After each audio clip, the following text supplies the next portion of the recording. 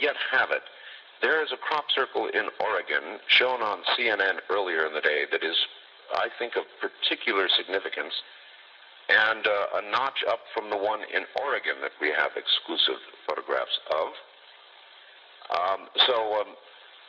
I would love to get any photographs that anybody has, original photographs, aerial photographs, and we're beginning to collect them ourselves. Now, does it make sense to you?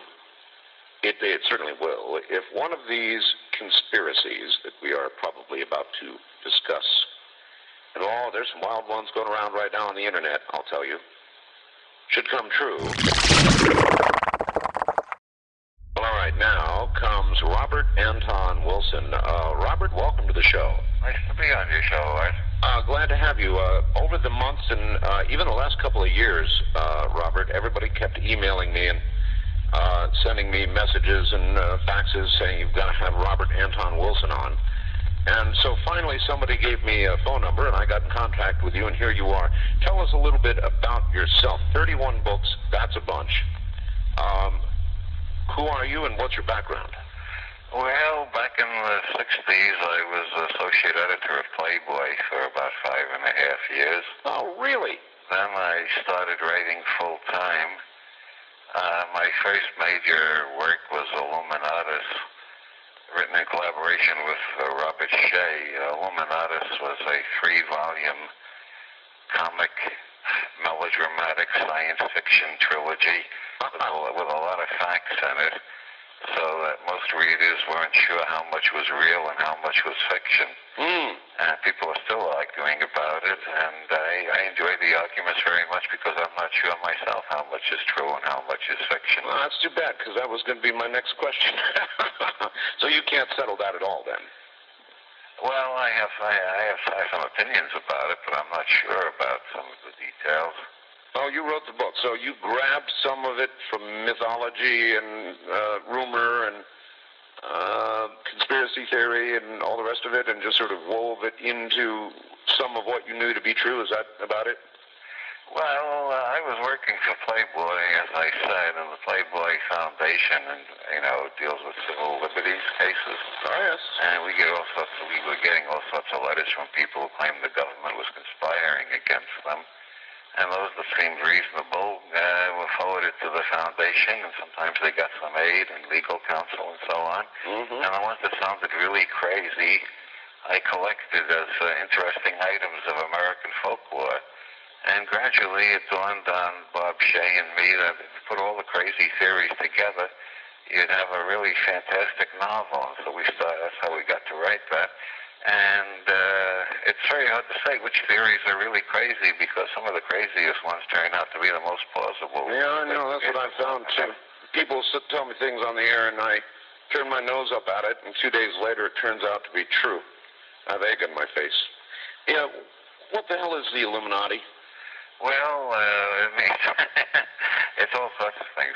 In 1776, Adam Weishaupt, a former Jesuit, founded a secret society called the Illuminati within various Freemasonic lodges in Europe. Mm-hmm.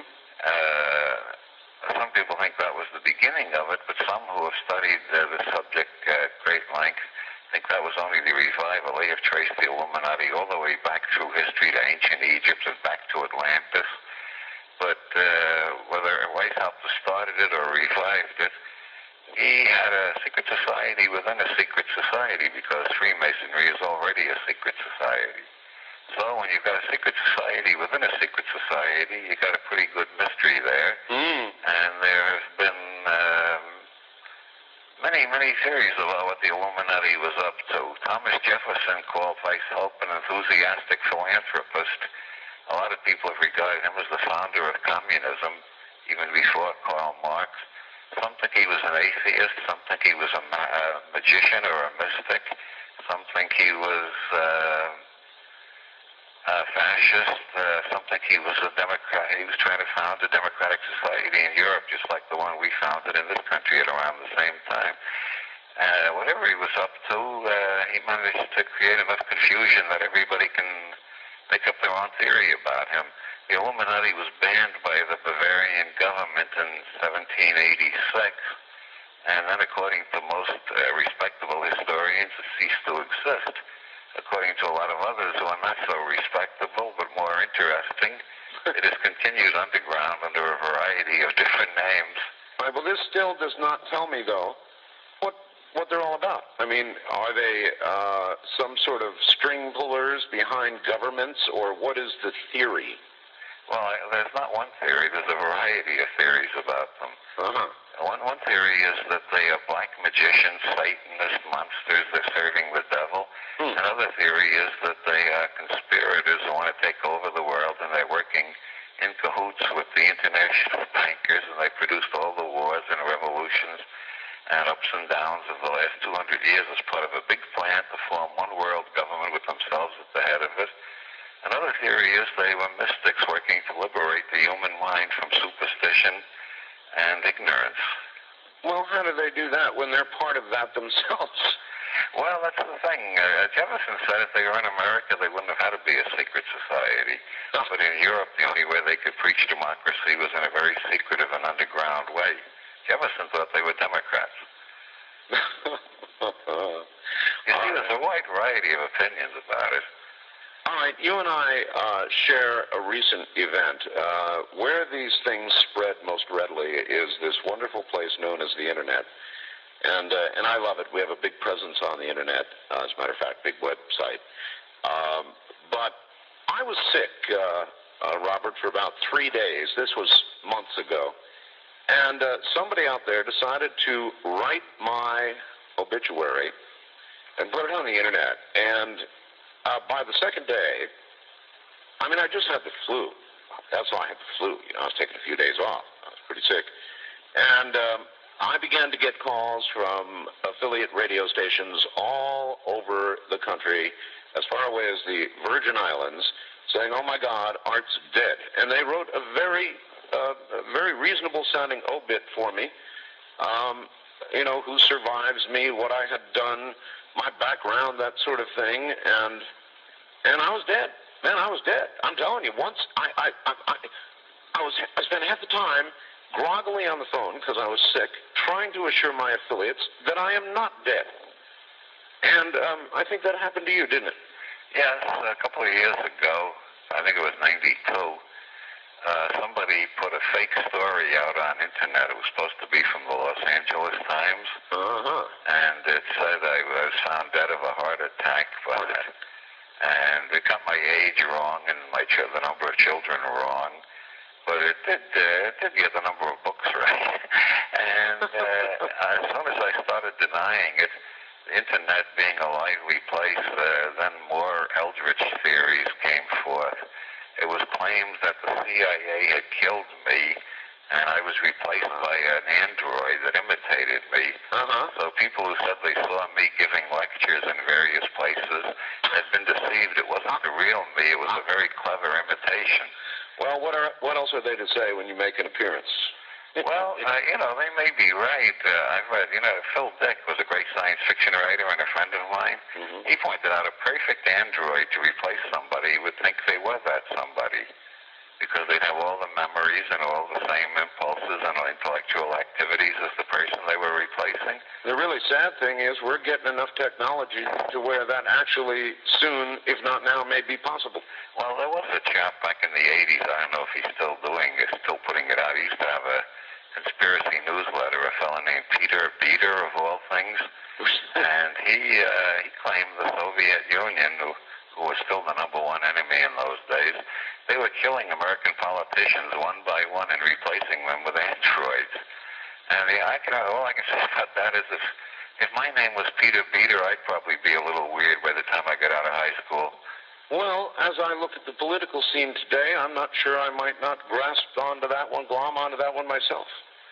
Well, like I said, I can't prove I'm not an android either. Mm-hmm.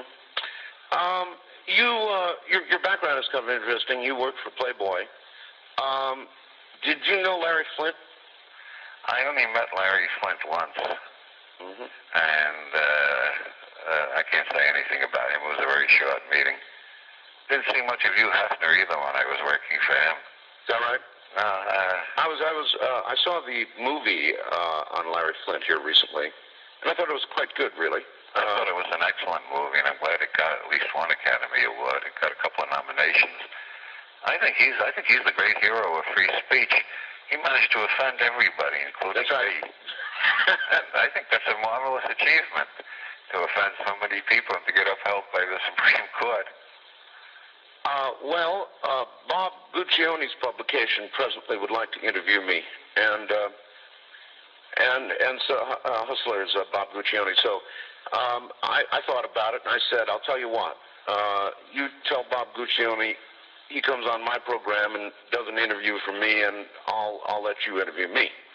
So we're going to trade. We'll see if we're going to trade. I'd love to have Bob on, talk about it. It is, how do you come down on the whole First Amendment thing as it relates to, say, something like Hustler, a notch deeper than Playboy or two? Well, I'm very much in favor of the First Amendment. I think it's one of the best parts of the Constitution, and I hate to see anybody monkeying around with it. I agree with the late Justice Black, who said that the Founding Fathers, as judged by the Constitution and by their diaries, letters, and other public documents, were all very careful and eloquent masters of the English language. And when they wrote we should have no laws abridging freedom of speech or of the press, they meant no laws. If they had meant some laws, they would have written some laws, but they wrote no laws. And I agree with you, though, Black. He was a simple farm boy, he said. That was his problem. I don't know what my problem is, but like Justice Black, to me, no laws means no laws. Well, that's exactly the position Larry Flint took. It's just that he irritated so many people along the way. Well, we owe most of our civil liberties to people who are very irritating. Yeah, that's fact, isn't it? Would you count yourself in that group? Well, I seem to have irritated quite a few people in the course of my career. What have you done that generally has most irritated people, do you think? Well, in the New Inquisition, I pointed out that some of the behavior of some of the scientific community is not unlike the behavior of the Catholic Church in the Renaissance, in the way they have tried to get rid of theories they don't like. Yes. Well, you know, I've irritated a lot of people in the scientific community. I've irritated a lot of feminists pointing out that most of the things they write about men, if you just take out the word man and put in the word Jew, it sounds exactly like Adolf Hitler in Mein Kampf. And I've irritated a lot of fundamentalist religionists by pointing out that the blind faith could be wrong. You got 150 blind faiths to choose from. It's better to try to figure things out rationally, I think. You see, I am a very irritating person for a lot of people. I can see how that would irritate a lot of people. I've never been able to embrace blind faith myself, and it does. It brings forth people who get very angry with you. I like to be able to put my hand on something and or prove it scientifically before I embrace it. And religion certainly, falls into that category. But the moment you say something like that, why you offend probably about, 30, 40% of the population. I don't know anymore. If you never offend anybody, what's the point of writing? Actually, I take that same view with regard to broadcasting. And it constantly gets me in trouble. But I ignore it and plow forward, and I guess you do too. You've looked in all kinds of things like extrasensory perception, things that now there's something, ESP, or UFOs, or many of the things I talk about on this program that the mainstream scientific community, in concert with mainstream media, snickers at the least, and takes off at actively more often than not. What have you found as you have investigated? Well, what I have found is that among controversial scientific theories, there's a lot more evidence for them than you generally find out from the establishment, the scientific establishment or the media establishment. As, for instance, ESP, there has been research on that for over 100 years at I guess, around 1,000 universities by now, all over the world. There's mountains and mountains of evidence. I was giving a lecture at the Dublin Science Fiction Society in Ireland, and somebody asked in the question period, "Do you believe in UFOs?" And I said, "Sure." Mm-hmm. They burst out with a long explanation of how they were all heat inversions. I said, "Well, we both believe in UFOs. You think you know what they are, and I admit I don't know." I give much the same answer. Of course, there are UFOs, things we can't identify. Well, there are UFOs, too. That's unidentified UNFOs, unidentified non-flying objects. Half the things that go by my house go by so fast, I don't know what they are. Yeah, that's right. All right, well, what about, let's take the big one. Mainstream science says that everything began, Robert, when there was this little dot of matter which exploded in this Big Bang theory that created everything, and all is flying away from that center explosion. Do you embrace that or argue with it? Well, it's not a matter of embracing it or arguing with it. There are several variations on that. George Gamow had a theory that it expands to a certain point and then contracts down, and then we get another Big Bang and it expands again. It's sort of like an accordion, rubber band, on and on forever. Yeah. And that's a nice variation. And then there's the superstring theory, in which you had a 10-dimensional universe which split into a 6-dimensional universe, which has been shrinking ever since, and the 4-dimensional one we know, which has been expanding ever since. And I think these are all interesting speculations, but they're pretty far from the level of anything we can prove. This is more the philosophy of science than actual science itself. I think when you get down to engineering, you're dealing with something real, or the thing falls apart and blows up on you. When you're dealing with cosmology, there's no real way of checking the theories in a strict way. It's just which ones are fashionable at a given time. So in other words, until we actually see things beginning to come closer to us, and rather than redshift, we get a different color one night, then we'll know. Otherwise, it's all just theory. Is that about right? Well, David Bohm, one of the great physicists, said maybe the laws of the universe are changing. Maybe we haven't been studying them long enough to notice it, but they may be different 300 years from now than they've been for the last 300. Very good. Hold tight. We're at the bottom of the hour. We'll be right back. This is CBC. Back now to Robert Anton Wilson. Robert? Hi there. Hi. What is Discordia, Robert? Well, Discordia is the Roman name for the Greek goddess Eris, who's the goddess of chaos, discord, confusion, bureaucracy, and international relations. In other words, present American domestic and foreign policy. Yes, I am a Discordian Pope. There are about 10 million Discordian popes now. We set out in the late 60s to make every man, woman, and child on the planet a pope, and we're still working on it. And I'd like to take one giant step forward, since you've got a very huge audience. I now appoint everybody listening in. They're all Discordian popes now. Wow. Spectacles, testicles, brandy, cigars, they're all popes. Well, thank you. There's also a fellow out there somewhere who's just dubbed himself Master of the Universe, and I believe that he's selling plots on Mars and cleaning up quite well. So, well, you know, the face on Mars is actually a Discordian saint. It's Moses Horowitz. He's one of the great Discordian saints. His birthday was centennial, was just last month, June 19th. June 19th. Yeah, better known as Mo Howard. That was his stage name. I know Mo. Yeah, well, he's a Discordian saint, and we believe the face on Mars is Mo Howard. He has been a major influence on 2 planets now. It's as good a guess as anybody else's.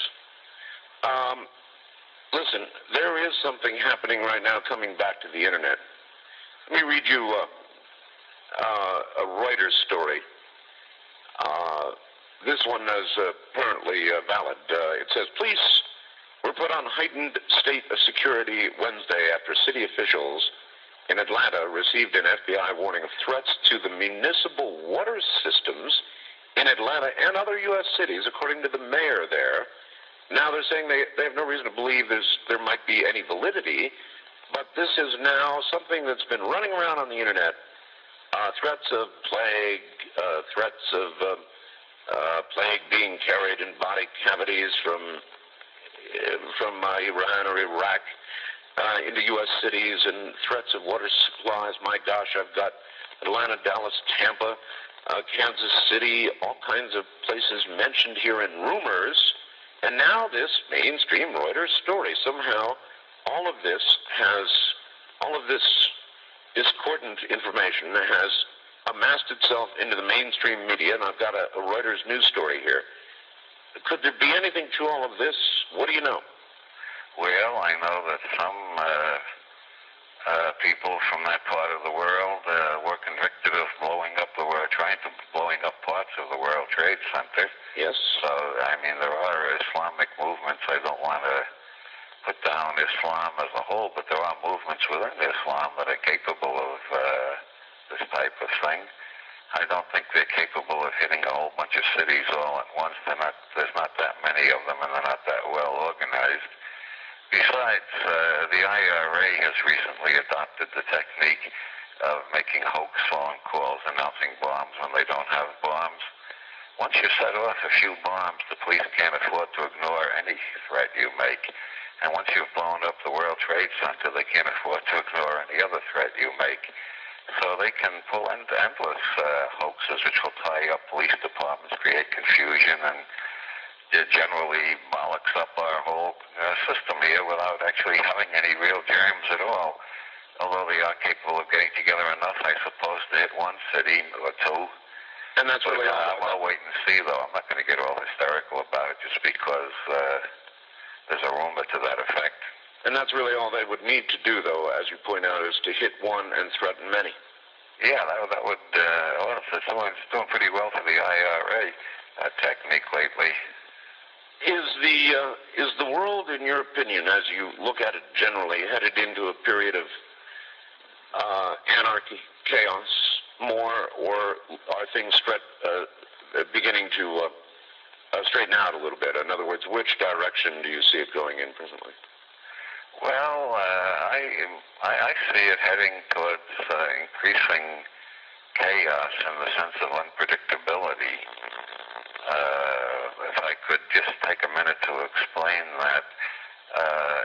In chaos theory and mathematics, chaos means the unpredictable, and chaos increases as information flow increases. Information flow has been increasing throughout history, and now with internet it's increasing faster than ever before, so everything is becoming more and more unpredictable. Therefore, everything seems to be out of control. Or if you can't accept that everything is out of control, you got to assume there's some conspiracy that's manipulating everything. Mm-hmm. I feel it's just a function of the speed of information traveling, and new technologies arising which discombobulate the whole economic system of every economic system on the planet. And we're going through rapid changes which nobody really understands. And I do think it will level out eventually at a higher level of efficiency and prosperity than the human race has ever achieved before. But that's based on a lot of analysis by Buckminster Fuller and his World Game people, which is kind of complicated to go into. But I'm not a pessimist. I do think it is going to eventually work its way out into a higher degree of order after we've been through a lot more chaos. All right, so if you think that the Internet and the information superhighway with all of its on-ramps is contributing to this, you nevertheless are optimistic. You wouldn't call for stopping some of the traffic or controlling some of the traffic or doing to the Internet what they tried to do, to Mr. Flynn. No, I think information flow, in spite of the unpredictability it creates, also creates the possibility of greater and greater success in terms of doing more with less, which is a phrase President Clinton has taken to using lately. He's lifted that from Buckminster Fuller, the great mathematician and architect. Well, then who did NASA lift it from? Buckminster Fuller. Fuller pointed out the tendency of modern technology is to do more and more with less and less, which means greater and greater success for the whole human race. And so, that's the result of the flow of information. So anything that stifles the flow of information is keeping us poorer than we should be longer than that should go on. Where's some of this technology taking us? We're beginning to map the human genome. We're on the edge of, frankly, if you want my view, I think we probably have already cloned human beings privately in labs somewhere or another. I would almost bet on that. Where's all that going? Well, I think it's heading towards nanotechnology, which is molecular-sized computers. That's right. Which is going to change the whole picture of health, and sometime in the near future, 10, 15, 20 years, maybe even sooner. And no matter what's wrong with you, they just give you a needle and shoot you with these little mini computers that run all through your body, examining every cell and fixing anything that's wrong with it. That's the direction that I think we're moving in, and that's only part of it, the health aspect. Also, with nanotechnology, everything is going to become literally dirt cheap. Yeah, we could certainly begin replicating things in essence. Yeah, you could build the whole rainforest back up in about 48 hours. Everything that's been destroyed can be put back in about 48 hours with nanotechnology. Optimistic. It could be done.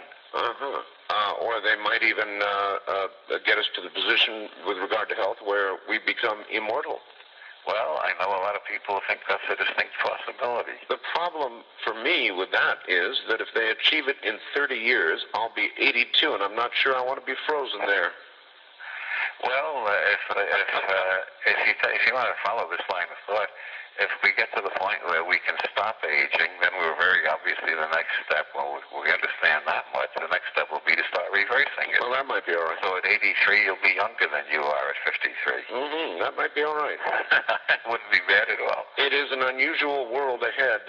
We are cursed or blessed to live in interesting times. There's no question about that. It becomes more unpredictable all the time. We just went through a big whoop-de-doo down in Roswell at the 50th anniversary of Roswell. And frankly, what occurred at Roswell was kind of a joke, or at least the way it was covered in the media was a joke. They showed endless pictures of the museum with people with strange hats and all the rest of it. But just prior to Roswell, the most interesting thing occurred when this Colonel Haynes, I call him poor Colonel Haynes, was sent out to talk of this Roswell Case Closed book, which talked about dummies tossed out of something or another 7 years after the supposed Roswell event. And no matter what you think of Roswell, I'd be interested in your take on the Air Force's presentation prior to the 50th anniversary. Why do you think they felt compelled to come out and do that? Well, I can't begin to hazard how those people's minds work. It's like intelligence agencies. What they say does not always represent what they think, and what they think, God only knows. I certainly don't. It's like many years ago, 15 years ago, there was a case in New York involving NORAID, which is allegedly collecting money for widows and orphans in Northern Ireland, was actually running guns for the IRA. Sure. And it turned out they were getting some of their guns from the CIA. And I was interviewing Sean McBride, a leading Irish politician, famous man, won the Nobel Peace Prize. I said, why would the CIA be running guns from Marxist revolutionaries? And he said, when you're dealing with intelligence agencies, anything is possible. And when you're dealing with the Air Force, anything is possible. I mean, the most far-out theory is they were deliberately being absurd so more people would believe in UFOs. Why would they want to do that? I don't know. Who can pierce the dark mind of government? Well, that may seem far out, but that was, in fact, if you believe the surveys, that was the net effect. Yeah, well, so are we supposed to believe they're so dumb they didn't expect that effect? Maybe they want us to believe in UFOs and spaceships. I mean, UFOs are just unidentified. Spaceships are a theory about them. On the other hand, if you think about it a little bit, if that was a demonstration of their efficiency or their capability, then you have to believe that there's no chance in the world they could have kept that secret for 50 years. Well, as Clint Eastwood said in an interview, the only reason that we haven't been overrun by all of our enemies is their armies must be just as inefficient as ours. The Berlin Wall came down. Communism ostensibly died in Russia, and its satellites are set free, and the world is a new place, or is it? I was in Moscow, just a couple of years ago, and about a year ago, actually, and as I went around Moscow, I felt watched. I didn't feel free. As a matter of fact, it's not a very safe place to be, and it's not a very free place to be. So, has communism really died, or is it just taking a big, long breath? What's going on worldwide, us versus them? Well, I think it's comatose, moribund, and just about dead. I think the funniest thing I've read recently was one of the communist newspapers is opposing Yeltsin's plan to destroy the Lenin mausoleum and bury Lenin in an ordinary grave in an ordinary graveyard. Yeah, oh yes. He pointed out when they dug up Chamberlain's grave, 2 days later, Nazi Germany invaded Russia. Now, this is the height of superstitious thinking, and Marxists are supposed to be materialists and realists and so on. Oh, listen, the Russians... Lenin is a god to them, and they're going to try to protect their god. No, the Russians are the most superstitious people in the entire world, actually. I guess you got to be very superstitious to believe in Marxism. Yeah. How do we rank superstition-wise in the world? Are we a very superstitious people? You know, it's hard when you're living right in the middle of it to understand where you fit in with respect to the rest of the world. Are we very superstitious? Well, I've done a certain amount of traveling, but I would say we were a lot more superstitious than the Swedes or the Scandinavians generally. We're not as superstitious as the Irish. We're not as superstitious as the Mexicans. We're a lot more superstitious than the English. So I don't know. We're somewhere in the middle of the superstition range. All right. Let's try another subject with you. Another grand conspiracy, Robert, is that the oil companies have miles and miles of shelves with carburetors that get incredible amounts of mileage, that there is free energy, alternative energy, fuel cells that are available but just can't be developed or are being suppressed by the big oil companies. What do you have to say about it? I am inclined to believe a great deal of that. I know that they keep spending money on big full-page ads telling us solar power can't be developed yet. It'll take another 40 years. And yet I know of a friend in West Virginia who built a solar-powered house. I know a friend in Santa Barbara, California, who has a solar-powered house, and I met somebody in Dallas recently who told me there's a whole suburb of Dallas that's solar-powered. Really? I think there's a great deal of money invested in the old petroleum technology, and they don't want us developing any better technologies, cheaper, more efficient, less polluting, until they've got the last penny out of the last drop of oil. Well, it's my understanding that at present levels of usage, we've got about 40 or 45 years left of fossil fuels. And I think they want to make sure we spend every penny for the whole 45 years before they let us develop any better technologies. And then at just the right moment, why all this stuff that's been held on the shelves will suddenly come forth, and they will have by then figured out a way to charge us large amounts of money for it. Well, Bucky Fuller, if I may quote him again, he said the reason we don't have solar energy on a big scale is because the monopolies haven't figured out how to put a meter between us and the sun. Yeah, there you are. I'm sure they will, though, and I'm sure that once they do, just short of using up all of the petroleum, which we are going to need, no doubt, for plastics, there'll be a change. What is your favorite conspiracy? You've got a book coming out, The Encyclopedia of Conspiracies. That's the subtitle. The title is Everything is Under Control. Everything is under control. But that won't be out till next year. Okay. Well, you can... If you want to plug one of my books, mention Illuminatus again. It's available everywhere. Every bookstore, huh? Just about, yeah. All right, the Encyclopedia of Conspiracies. What is your favorite conspiracy? Oh, I guess that would be the Priory of Sion.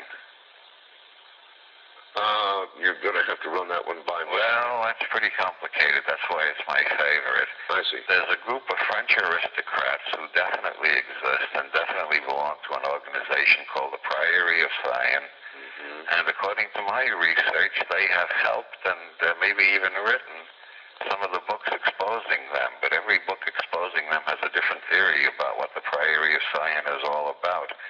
There's one book claims they're all descended from Jesus Christ and Mary Magdalene, who were married and had a son named Merave, who was buried in the south of France. Another book claims that they are descended from matings between human beings and extraterrestrials from the star system Sirius. Another book claims they're all gay. And there are several other variations on it. There's one book claims they came from Atlantis and colonized France at the beginning of history. And there's another one that says the secret is that they are in contact with a superior race who live inside the Earth, which is hollow, which Jules Verne was a member and knew about it. Oh, I like that. I like that book. And the evidence is they really exist and that they are encouraging this kind of literature about themselves for their own whimsical reasons, and it's not all just a big joke. They all have heavy investments in banking in France, Switzerland, England, and the United States, too. All right, Robert, we're at the top of the hour. We're going to go on, and we'll open the phone lines into the next hour if you can stay. I can stay for a while, yeah. Yeah, good. All right, stay right where you are. Robert Anton Wilson is with us. All right, back now to Robert Anton Wilson. Robert, are you there? I'm still here. All right. I do have a question for you. As you write and investigate all these various conspiracies, Robert, one day you've got to imagine that even if 90% of them are pure bunk, one day you're going to stumble into something really serious, and they're going to get you. Have you ever thought about that?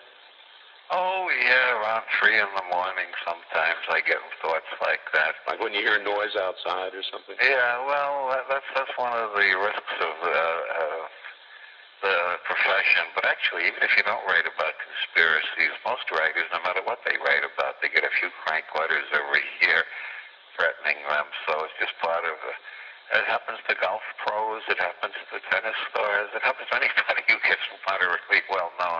So you don't have to write about conspiracy theories to feel a little bit paranoid. That's true. And even paranoids occasionally, of course, are killed. There's a lot of strange things going on in our society. For example, this murder of the fashion designer in Miami here the other day. Strange stuff. A couple of bullets to the head. Serial killer. Serial killers seem to be almost unique to America. Not entirely so, but generally so. White guys, middle-aged white guys, serial killers. Why? I don't know why, but it is very interesting that there's a lot of statistical clusters by which the FBI's behavioral science unit can pretty much give you a profile of what they're like. They do run in types, and they are, as you say, generally middle-aged. They're always white, and they're always male. There was one female serial killer in Sacramento a couple of years ago. But was there? Yeah, that was an exception. She wasn't a serial killer in the normal sense of somebody who just picks victims for the hell of it. She was killing people in her boarding house to collect their Social Security. Oh, that's right. Yeah, but there was motive there. Yeah, that's right. She did have a series, though. Serial killers interest me because it's so interesting that predictions about them are often confirmed, which shows that even the most bizarre behaviors can be scientifically studied and predicted. Well, in that case, they ought to have this fellow Cunan, who is accused of the murder of Versace. They ought to have him in hand pretty soon if they can predict. All right, listen, there's a lot of people who want to talk to you, so let's see what they have to say. First-time caller line, you're on the air with Robert Anton Wilson. Hello. Hello. Yes, I want to say it's an honor to speak with you, Mr. Wilson. I'm a longtime fan, and this is also my first time talking with an android. Well, thank you. So, where are you, caller? I'm calling from Louisville, Kentucky. All right.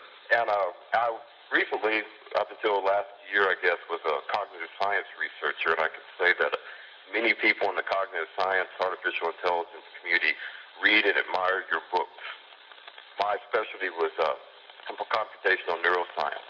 And I was especially impressed with, in quantum psychology, you were talking about culture as neuro-linguistic programming. Yes. And that notions like that were fascinating. I had two questions real quick here, and one comment. On the Illuminati, I recently came across a paper by Thomas Paine, written obviously during his lifetime, where he said that the Illuminati, the Freemasons, and so forth were all descendants of the Druids. That when the Romans had conquered those British tribes, the Druids went underground and formed these groups. Now we call them the Illuminati, Freemasons, and so forth. And all the symbolism comes, or the basis of the symbolism comes from those ancient Druidic rituals. What do you think of that? Well, Tom Paine knew William Blake, the lyric poet, mystic, and Blake also believed that. I think a lot of people towards the end of the 18th century were trying to trace the Masons back to the Druids, but others were trying to trace them back to the mystery schools of ancient Greece or to the Knights Templar, or even halfway across the world to the assassins of the Ishmaelian sect of Islam. There are all sorts of alternative theories. None of them. You may not have gone far enough in that. Well, let me ask two quick things. You were publishing a thing called Trajectories, and a friend of mine also was a researcher. He had most of those copies, and now I saw that Flatland is publishing a collection of Trajectories, the best of sort of thing. Are you still publishing anything like that? Oh, yeah, Trajectories, we print one issue, and then the next one we put out on tape. Okay. And the next one that'll be out will be on tape. The last one was a print issue, about 28 pages long. Can you give an address? What? Can you give an address where we can get that? P.O. Box 7000305, San Jose, California. And my mind just went blank on the zip code. San Jose, California, we'll get there. It'll just take a day extra without the zip code. Yeah, at least. Robert, do you have a web page? Yes. That's HTTP, as usual, www.tcp.com/%7, and then the only capital in it, a big capital E, and then back to lowercase again, PRIME 8, the number 8, /RAW. My God. .html. We're going to have to do something about that. Yeah, well, I'm getting it shortened, but right now that's the address. I presume a search engine like Yahoo or whatever will, on your name, bring up that site. Yeah, well, it's easy to remember. It's got the E prime, which is English without use of is, and it's got primate, and these are both major themes in my writing. There is a theory. I interviewed somebody on nanotechnology not long ago who suggested the first signs we're going to see of artificial intelligence are going to begin to appear on the net, that there will actually be a type of life form or life forms born on the net. You think that might happen? I think so. I know a lot of people in the business.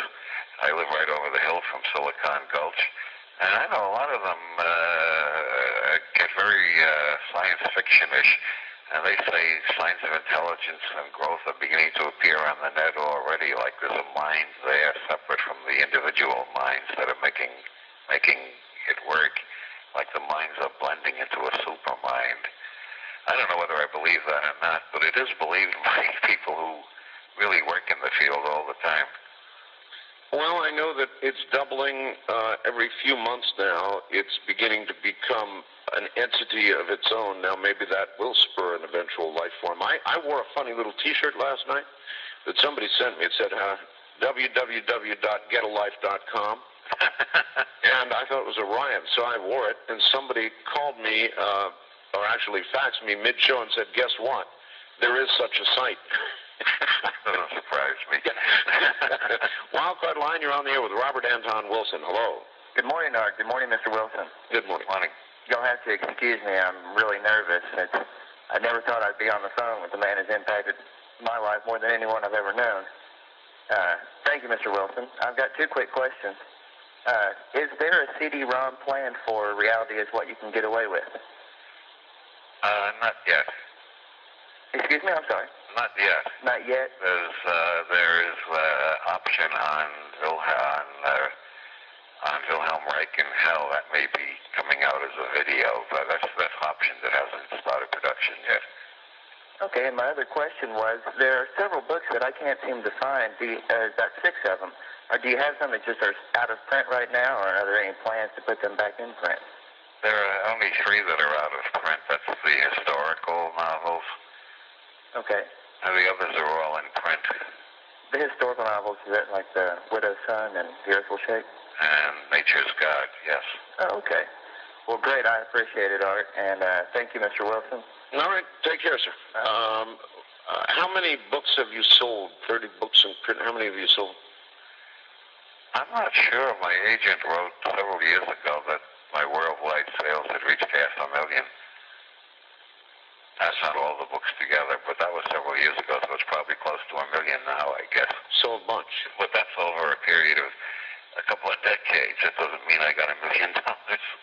How do you, how does it work for you with writing? I mean, authors all are very different. I mean, do you dream a book? Do you slowly devise a book in your mind? How do they generally manifest themselves before you sit down and actually begin? Well, every writer is different. In my case, the beginning is always hard, and I frequently rewrite the beginning several times. Sometimes what started out at the beginning ends up around page 70, but as it goes along, it goes faster and faster, and sometimes I write so damn much I end up with an aching back and slow legs and bleary eyes. So when it finally gets going, it just pours forth. Yeah, I really believe there's something even deeper than the Freudian unconscious. There's another mind inside of us that's really very, very creative. And once you get that stirred up, it takes over, and all you can do is try to keep your hands moving, your fingers moving as fast as that mind is working. There you are. East of the Rockies, you're on the air with Robert Anton Wilson. Where are you, please? Florence, Alabama. All right. Yes. Robert, I talked with you briefly a couple of years ago at the Ill-Fated Phenomenon in Atlanta, Georgia. You and Reverend Stang for a bit. I was wondering, didn't keep up with what's going on with the Illuminatus comic book. That just went bust. I don't. The people who were putting it out didn't have the right distribution or something. It just the book itself keeps on selling and selling, but the comic book just didn't go anywhere. I don't know why. Maybe I'm not a comic book. Maybe my ideas don't fit into the comic book format. Actually, it's perfect if you could just get the right channels of distribution, which is something along the lines of what I'd like to talk to you about. Perhaps I could leave you my number or something off the line. I do have some minor connections in with some people, and we've been discussing trying to present a line, and I think some of your stuff would work perfectly into it if we could just get something kind of going, and we could talk with you about it. Because personally, I just like to really see it out there again. I miss it, and I've talked with a lot of other people. There's a market out there, albeit small, but if it was put through the right channel, I think we could do something. But at any rate, if I could take care of that, possibly off the air, I don't know. But no, you'll have to contact him through his website or email or something or another, because I'm here by myself. Yeah, right to my website. Unfortunately, I'm not on the net yet. Oh no! Right to P.O. Box. I was trying to get your P.O. All right, he's got a P.O. box. He'll give it to you again. Listen carefully. Okay. P.O. Box 700305, San Jose, California. I guess you better do it again. P.O. Box 700305, San Jose, California. All right. West of the Rockies, you're on the air with Robert Anton Wilson. Hi. Hi, this is Dan, and I'm the webmaster of the chat club. Hi, Dan. Hi there. I've been reading, Robert Anton Wilson, I've been reading your book since the mid-'70s. I was especially intrigued by the Illuminati trilogy, and lately I've gotten really interested in the New Inquisition. I've done a good deal of writing about pretty much the same subject, Syscop and so forth, and recently got my name in the New York Times because of it. And go ahead. Oh, okay. Well, I'm interested in what you've written about Syscop, and also I wonder if you're familiar with the latest that Syscop is saying about the media, about buying up the media. Psychop, by the way. Psychop. Psychop. It's a pun on psychop, like the cop. Yeah, right. Like the cops are going to take, Okay, what they've been saying about the media. Well, what they've been saying is that they want to buy up the media. I don't think they have the resources financially at this point, and I'm kind of speculating about where they would get money for that. There is a good avenue to follow there. There is present a deregulation by the Federal Communications Commission, Robert, and we are seeing a very rapid consolidation of broadcast facilities across the United States into fewer and fewer hands. Any comments? Yeah, well, most of the media belong to the Hearst family and Rupert Murdoch and GE. And I don't see how Psychop is going to buy those people out. This is some kind of joke. Psychop just doesn't have that kind of money to buy out Rupert Murdoch, much less the Hearst family. But there is, though, a consolidation underway. Oh, yeah, but Psychop isn't going to be in charge of it. Yeah, well, let's drop them for a second. How do you feel about this general consolidation going on? Dangerous? I think it's dangerous, deplorable, and frightening, but fortunately, Internet is working in the opposite direction towards more decentralization. That's true. First-time caller line, you're on the air with Robert. Oops, would have been your dial tone. Wildcard line, you're on the air with Robert Anton Wilson. Hi. Yes, this is Schultz from Canton. Yes. Yes, I got the name of a new dance for you, Art. That Called the Art Bell Sidestep. Yeah? Mm-hmm. Why don't you let Mr. Anton Williams talk about his book? Well, his name is Wilson, for one thing. Wilson. All right. What do you want to ask him about his book? Well, why don't you give him an opportunity to talk about his book? He's got that opportunity right now? Sure. Go ahead. Robert? I've been talking about several of my books. I mentioned the Inquisition, Illuminatus, and the one I'm working on, Everything is Under Control. I mentioned Wilhelm Reich in Hell. I would also like to mention the 3 Cosmic Trigger books, The Final Secret of the Illuminati, Down to Earth, and My Life After Death.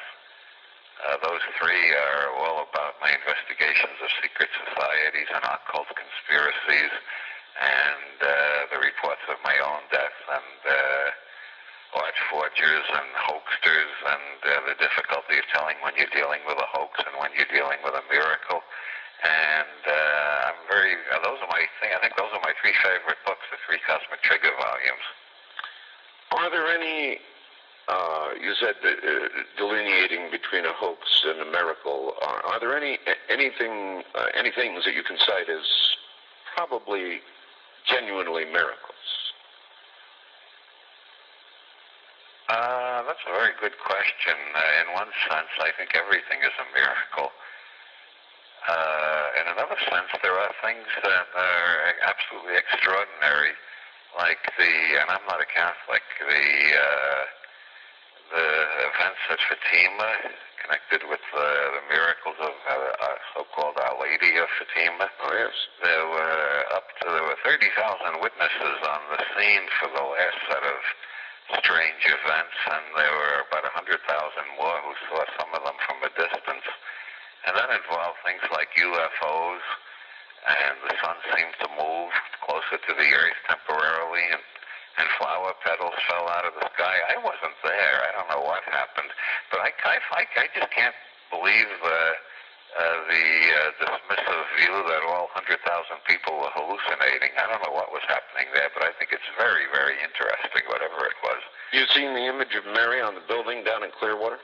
No, I haven't. You haven't seen that? Image of Mary. It was remarkable, actually, covering the entire side of a building that formed over a period of months. And then some little dweeb came along and threw some graffiti on it, and remarkably, it cleaned itself up, and the image came clear once again. Quite a remarkable story. We've actually got pictures of that up on the website. All right, listen, hold on. We're at the bottom of the hour. We'll do another half hour. How's that? Okay. All right, back now to Robert Anton Wilson. Robert, maybe you'd care to comment, or you wouldn't, on contemporary U.S. politics and our president. I've sort of ceased talking a lot about politics because I perceive that a lot of what even most of what they're talking about, if not all, is not relevant to our lives anymore. That not too many people give a damn how Newt Gingrich pays his fine or whatever. What's your take on it? Well, I regard governments as sponsored entities. They are owned by the people who put up the money. It takes $100 million to run a campaign for president. Mm-hmm. So whoever wins is already in debt to multi-millionaires to start with.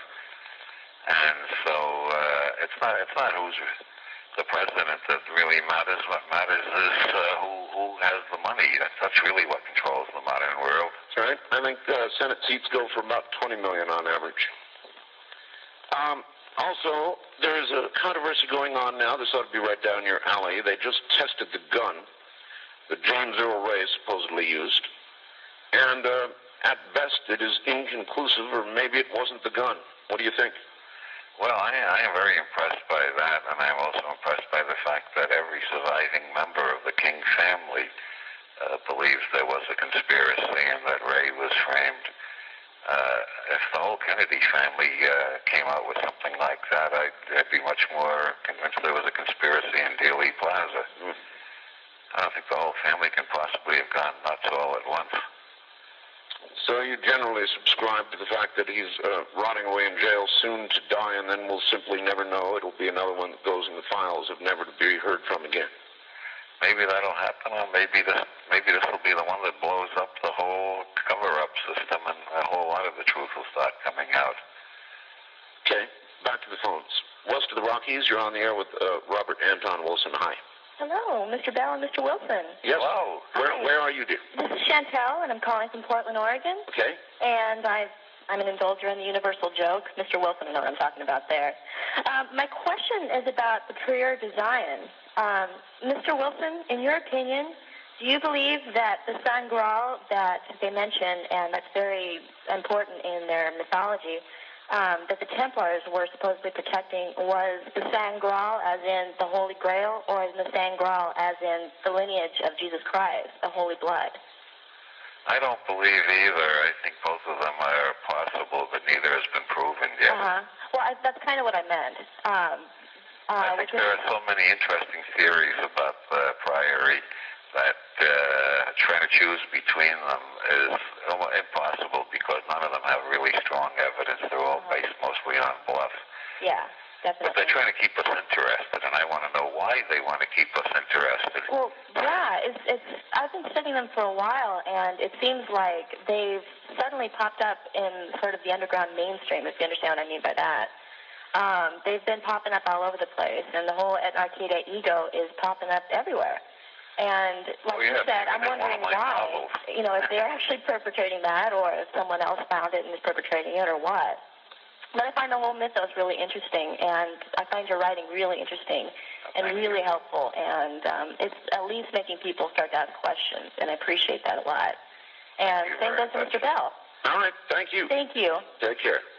First-time caller line, your turn with Robert Anton Wilson. Hi. Oh, hello there. Hi. Gosh, I'm glad to get through. I tell you, I never thought I'd make it. Where are you? Oh, I'm Jacksonville, Florida. Okay. WOKV. Yes, sir. Anyway, I wanted to ask about the Bob Dobbs, the Three-Fisted Tales of Bob, and how your guest got involved with that. I really loved the story, the horror on House Hill. It was really funny and great, the whole thing. Well, I've been involved with the Church of the Subgenius from the beginning. Ivan Stein claims Bob is based on me, but maybe he says that to every writer he knows named Bob. Well, it's really great. I think you really fit in there. That's a great book. People out there should read it. All right. Thanks a lot. Yep. Thank you very much for the call, and good morning, Wildcard Line. You're on the air with Robert Anton Wilson. Hi. Hi, Mr. Wilson. I'd like to know a personal question, maybe. How do you select, and what do you select to read these days? Do you take a lot of newspapers, periodic? I guess you've read every book that was ever written, haven't you?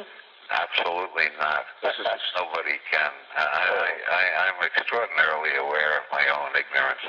The amount of print and computer information available is so enormous, and the amount I've managed to get through is so tiny in comparison. That's why I so carefully avoid making dogmatic statements. I'm aware that something that completely disproves everything I'm saying may be in print somewhere, but I just haven't found it yet. Yeah. When you go into a bookstore and at random pick things up, or I'd just like to know how you're so well read, and what advice you might have to those of us who are retired for reading. All right. Yeah. Personal preferences. What do you like? I trust what Arthur Kessler called the ghost in the library. You get certain hunches that now's the time to go into a bookstore, and you go in and you see a book that right away attracts your attention, so I buy it. This is believing that the unconscious knows more than the conscious and trusting it. Mm-hmm. And, of course, there are lots of subjects I'm interested in, so I keep looking for new books on those subjects. Now, I'm reading less books these days because I'm spending more time looking through the World Wide Web. You can find almost everything on the web that you want to know. Yeah, I was wondering out loud the other day what this is going to do to, the old encyclopedia salesperson. Remember them? Oh yeah, I was one once. Were you? I think you can find things on the web much faster than you can in an ordinary encyclopedia. By the way, somewhere here I've got it. I've got your zip code. But you know what? I lost it. I was going to surprise you and give. We've got a link up on our site right now. To your site, so anybody wants to know more about you can jump up there. And well, that'll give them the zip code number. Yeah, that's actually where I got it. Damn, I lose things all the time. I'm convinced there's like a land of the lost where everything that's been lost, pens and stuff that you'll never find again, it's all in the land of the lost. East of the Rockies, you're on the air with Robert Anton Wilson. Hello. Hi, Art. Where are you? This is Andrew in Sheboygan, Wisconsin. All right. I was wondering if Mr. Wilson had any comments on the new movie coming out, Conspiracy Theory, and if he had any other videos that he might recommend. Okay. I haven't seen it. You mean the new movie with Mel Gibson? Yeah. I haven't seen that yet, so I don't know. I don't think it's out yet. I've just seen a couple of video. You mean videos in video stores that I'd recommend? Yeah, anything that... Yeah, Repo Man, Orson Welles' The Trial, The Meaning of Life by the Monty Python Group. There's three I'll recommend right away. Yeah, The Meaning of Life. That's great. That's a great one. All right, west of the Rockies, you're on the air with Robert Anton Wilson. Good morning. Oops, you're a dial tone. You're not on the air. Wildcard Line, you're on the air. Hi. Hello there. Hello, Mr. Wilson and Art Bell. Hello there. It's exciting to talk to you. This is Dan in Lexington, Kentucky, listening to WLXG. Yes. And I've been an incredible fan of both of you for a long, long time. Thank you. Just would like to ask a couple of questions, if you don't mind, and I'll let you answer off there. First thing I'd like to ask is, do you believe that there is really a they, and if there is, who do you think they would be? And do you currently do any speaking events? And if so, where can I find a schedule so I might be able to contact you? All right, that's it. First of all, who the hell are they? Well, they are whoever you're afraid of, I guess. And if you're afraid of the Freemasons, they are the Freemasons. If you're afraid of politicians, they are the politicians. if you share my gloomy suspicions about bankers, they are the bankers. And the second question was... about your speaking tours. Yeah, it's on my website. You open to the first page of the website, and you find upcoming engagements, and it tells you all the places I'll be speaking for the rest of this year. So, all right. Doing a workshop in Minneapolis, in Duluth next week, and I'm doing a workshop in San Francisco in August, and so on. It takes you right up to November. I don't have any bookings in December yet. Okay. All right. While we have you east of the Rockies, you're on the air with Robert Anton Wilson. Hi. Hi. I'm Hank in western Michigan. Hi, Hank. Hi, Hank. Yeah, I would like to know if Mr. Anton Wilson has any comments about the Oriental Masonry and how it crept into Europe in the early part of the 1930s and 1920s, and well, around the turn of the century. Has he researched that? No, this is the first I've heard of Oriental Masonry creeping into Europe. Masonry spread from Europe into the Orient is the way I know this, the way I think it went. So it came back again in a new form from the Orient. They changed it. That's what he's suggesting. Well, I don't know anything about that, but I'll start hunting for it. I have a frequent guest, Richard Hoagland, who speaks about the face on Mars that you referred to earlier. And he is convinced that Masonry and ancient rituals connected to Egypt are driving our entire space program. Yeah, I first encountered that theory from a guy named Downard back in the 70s. He had a complicated theory where the assassinations of John, Bobby Kennedy, and Martin Luther King were all connected with the first moon launch and with the 33rd degree of parallel and the 33rd degree of Masonry and all, that's it. All sorts of things like that. Well, this Downard was on that long before Hoagland. It's a very complicated theory. It's so complicated that I can't take it seriously. Except that an awful lot of it does work.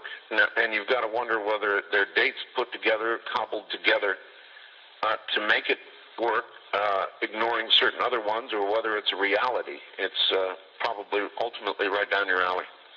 West of the Rockies, you're on the air with Robert Anton Wilson. Hi. Well, hi. How you doing? I'm doing.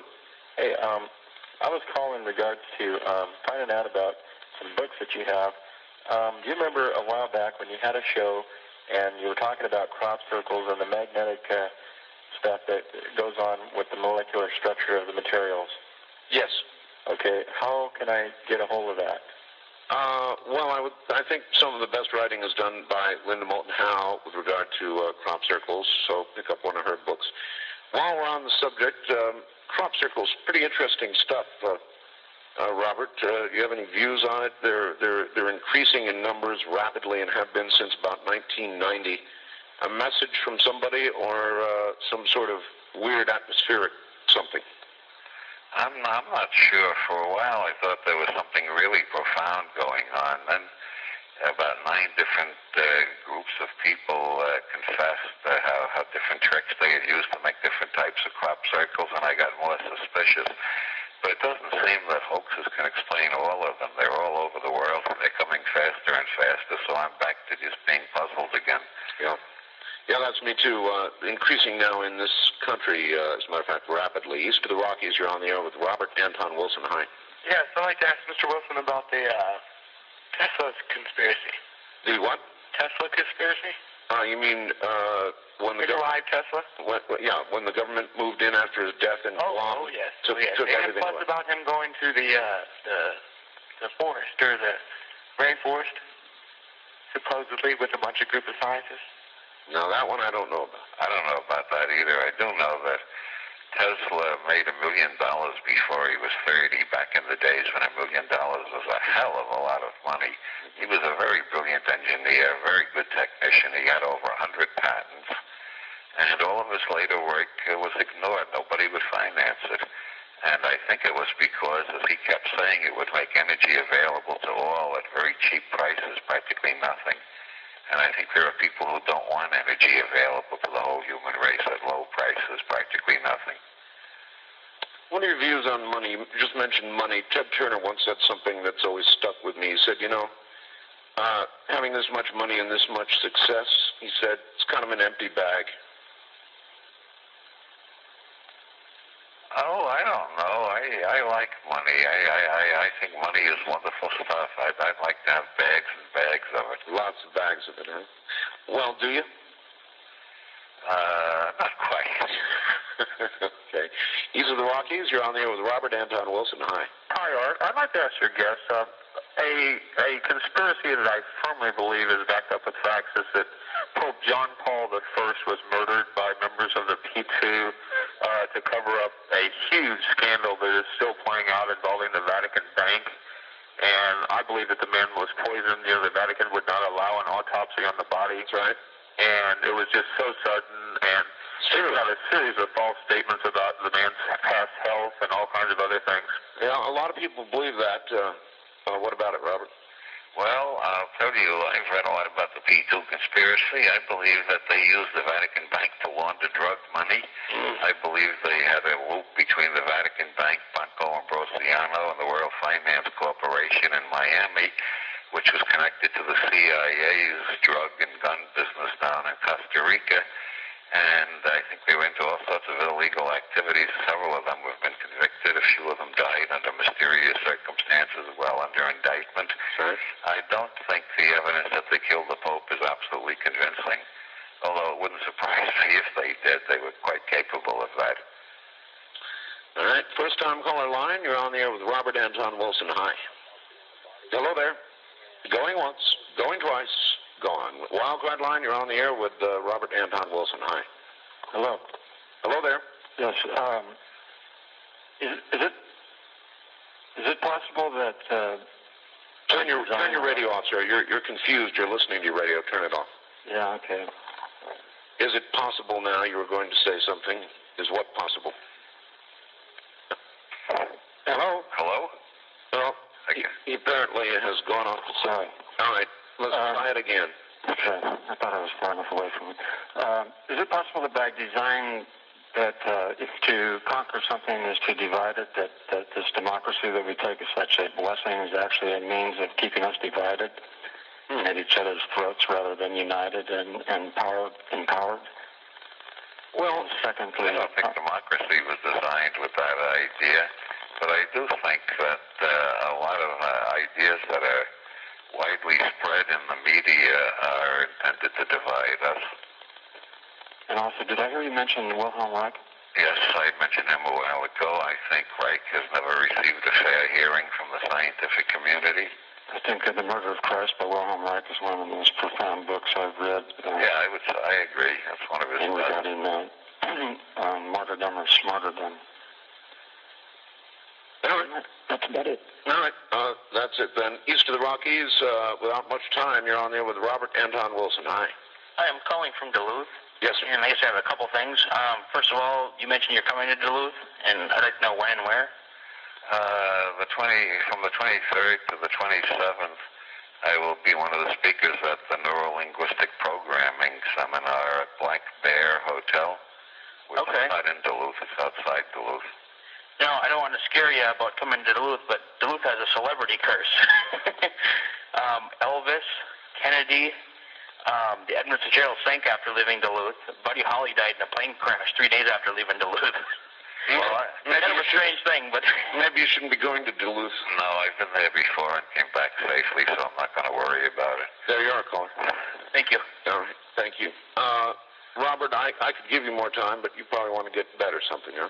Yeah, I guess I've done about enough for one night, but I hope we can do this again. Oh, we can. Good, wonderful. Listen, again, the book you said you really want to plug is Illuminatus, right?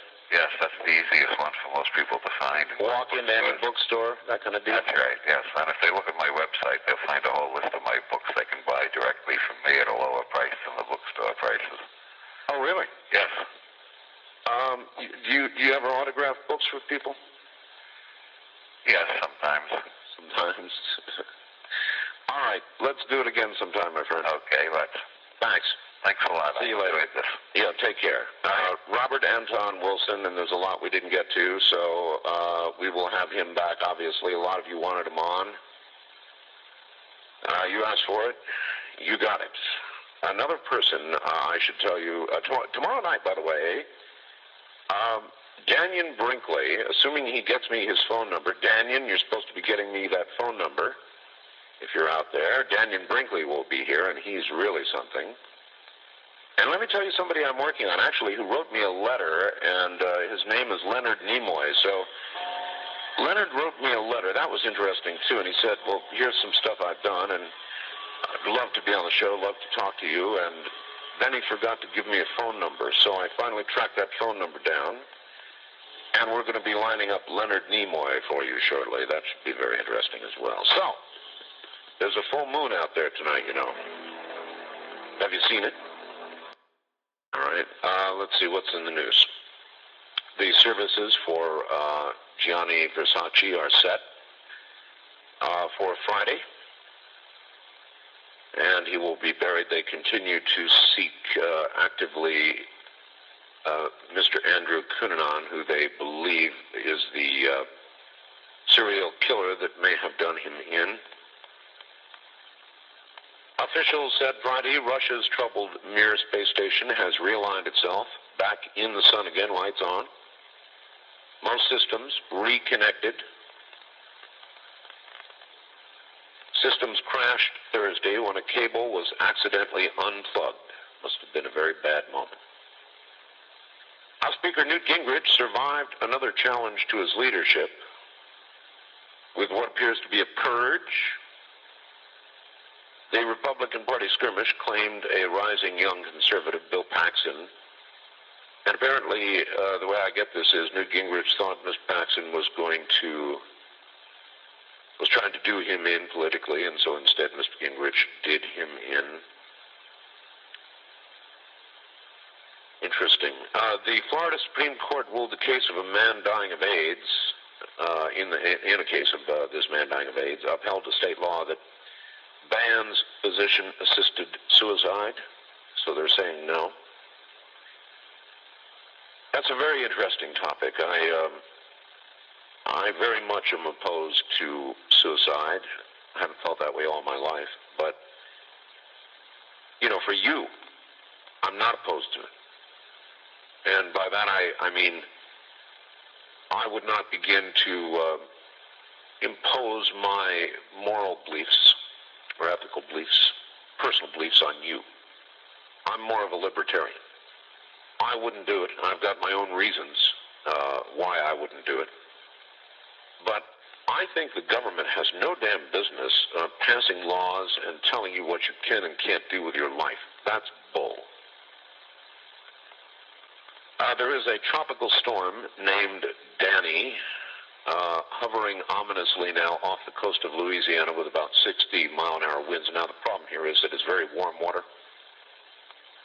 And the sooner it gets on shore, the better, because if it sits out there over that warm water, it's going to build. And these are the really dangerous ones when they sit out there in the Gulf and just build and build and build, feeding on the warm water. And then in 24 hours or less, before you know it, you've got yourself a really serious storm. Anyway, that's a brief overlook at what's going on out there. If any of that interests you, you're welcome to comment on it. Short of that, anything goes. It's a full moon. We don't screen calls. So I have no idea what's coming up. Whatever you feel like talking about is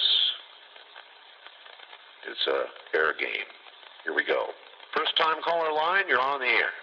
Hello, Mr. Bell. I'm Hello. Patty calling from Vancouver, British Columbia. Welcome to the program. All right, thank you, sir.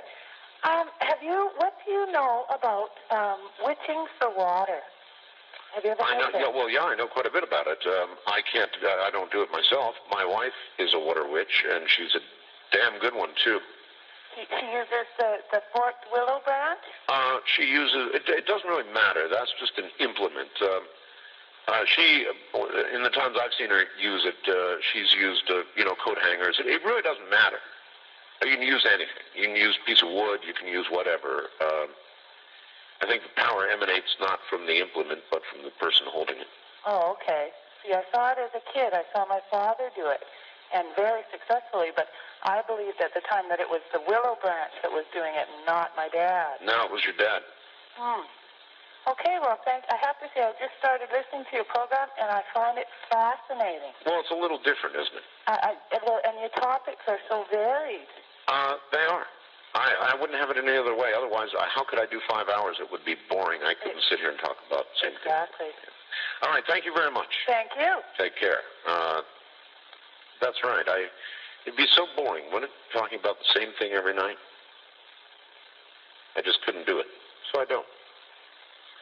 You know, where is some rule written down in talk radio that you will discuss the following thing for 3 to 5 hours every night? You will inject the latest political conspiracy to discuss. You will talk of Newt Gingrich's fine or how he just had a purge and got rid of somebody who might have been trying to get rid of him. And, you know, that's okay to talk about, but not for 5 hours every night. There's more to life. East of the Rockies, you're on the air. Hi. Mr. Bell, my name is Tracy. I'm calling from Shenandoah Valley, Virginia. Yes, sir. Hi. How are you doing, Tracy? Pretty good. And I listened the other night when you had the vampires calling in, and I figured since it was a full moon, if there are any werewolves out there, I'd like to hear them call in. See what's going on. It's a lot easier to get vampires than it is werewolves. Werewolves are rather... You've got a terrible portable phone, don't you? Oh, my. Well, I hope it's not making any noise for you. Yeah, it is. Okay. Things ought to be put in trash compactors and destroyed. Collectively. Also, I'd like to say I called Golden Eagle Food Storage the other day about my 1-year supply. And they told me that you tried their product and was very satisfied with it. And well, there's no question about it. I thought that was nice that you actually try the product before you endorse it. I don't, that's right. I mean, short of some medical products for which I don't have the problem, so I can't be a judge. And there I use people's testimonials. Short of that, I try everything before I advertise it. But what the audience doesn't know is how much I reject. My network knows about that. They hate that. But I mean, you know, I'm the one who's got to sit out here and say, this is a good product, buy it. And I don't want to be lying. I would imagine there are a lot of talk show hosts or just radio stations in general, as long as they get their money for endorsing the product, they're satisfied. Yeah, I know. It was refreshing to see that someone actually does try it out. I wouldn't do it any other way. And also, I appreciate the way that you take on things that other people are kind of afraid and stay away from. I know. It's getting to the point where I'm too old to care anymore. Okay, well, I thought the vampire thing was so interesting, I thought maybe we could get some werewolves to call in. Werewolves are hard, but I'm willing to try it. Okay. All right, thank you.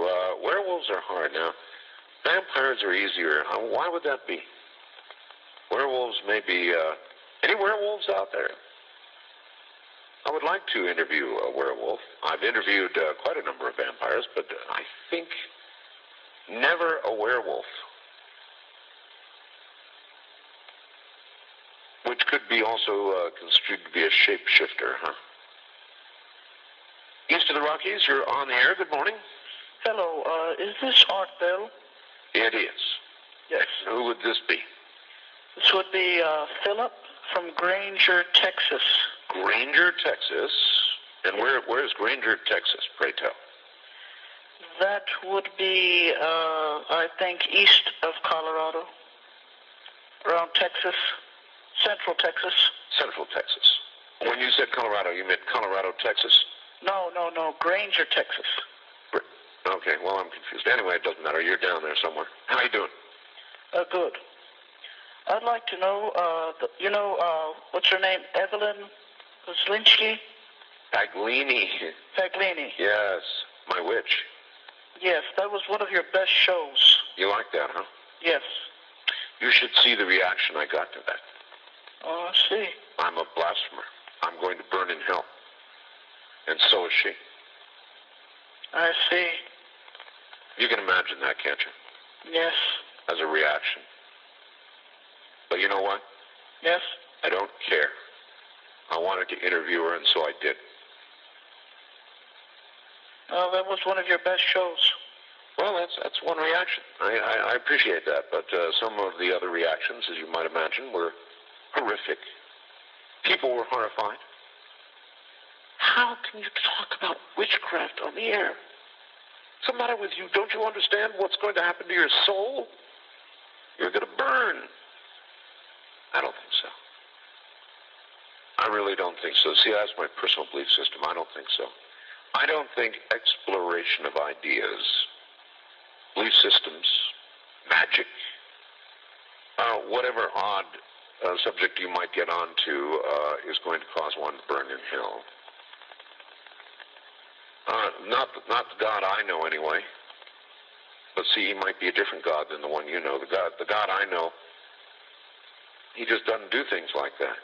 He allows intellectual exploration without the threat of blue flame on your soul. West of the Rockies, you're on the air. Hello. Well, hi. How you doing there? Well, I'm doing. I got through there. Where are you? I'm in Portland, Oregon. Okay. Anyway, I wanted to ask you, I want to change the subject here a little bit. All right. A while back you were talking about crop circles and stuff like that, and magnetics and stuff like that were found in the materials of the like vegetation and stuff like that. Right. The molecular structure was changed and all that. What they determined with regard to crop circles was that there were molecular changes similar to, but not quite consistent with, the molecular change you would get if you took some of those crops and put them in a microwave oven. Oh, really? That's the closest they can get to it. It's not quite the same. The molecular change is different from that. Yeah. But I don't think that you get that kind of change from a couple guys with boards and chains. No. Well, what about this?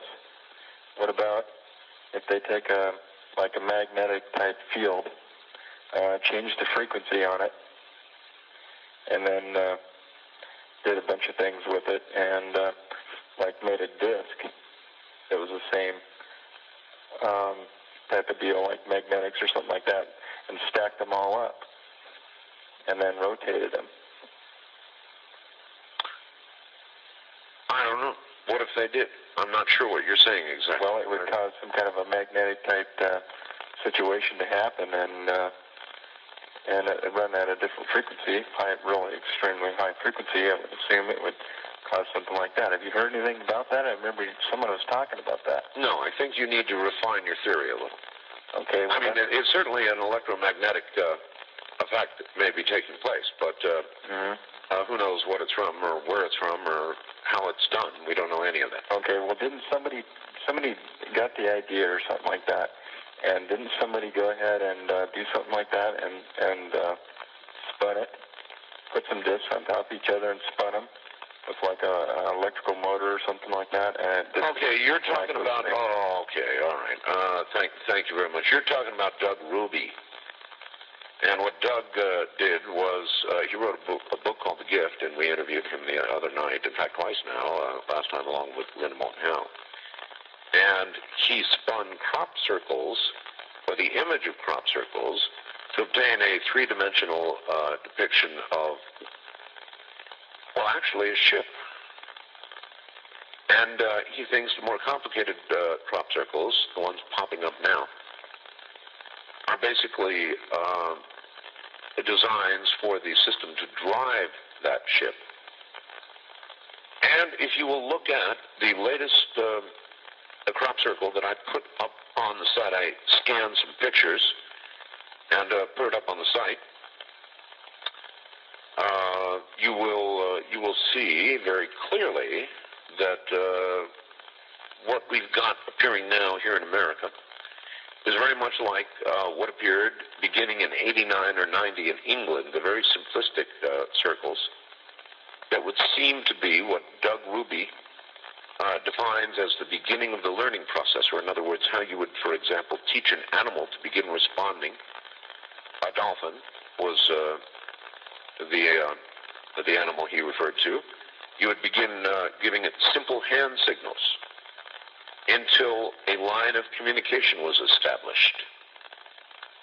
And then, of course, once you had that, you could refine it and you could enlarge on it until you finally have a full dolphin show, all based on hand signals. In other words, you have established communication, and Doug Ruby believes that these simplistic crop circles are the beginning of an effort to establish communication, and it makes a very, very great deal of sense, and I'm very much looking forward to Doug Ruby getting together with Linda Moulton Howe to see what comes of all of that. And I suspect it will, because it's one of those things that's very, very difficult. I have a very serious love-hate relationship with computers. Right now I love them, by the way. Mine are all operating fine.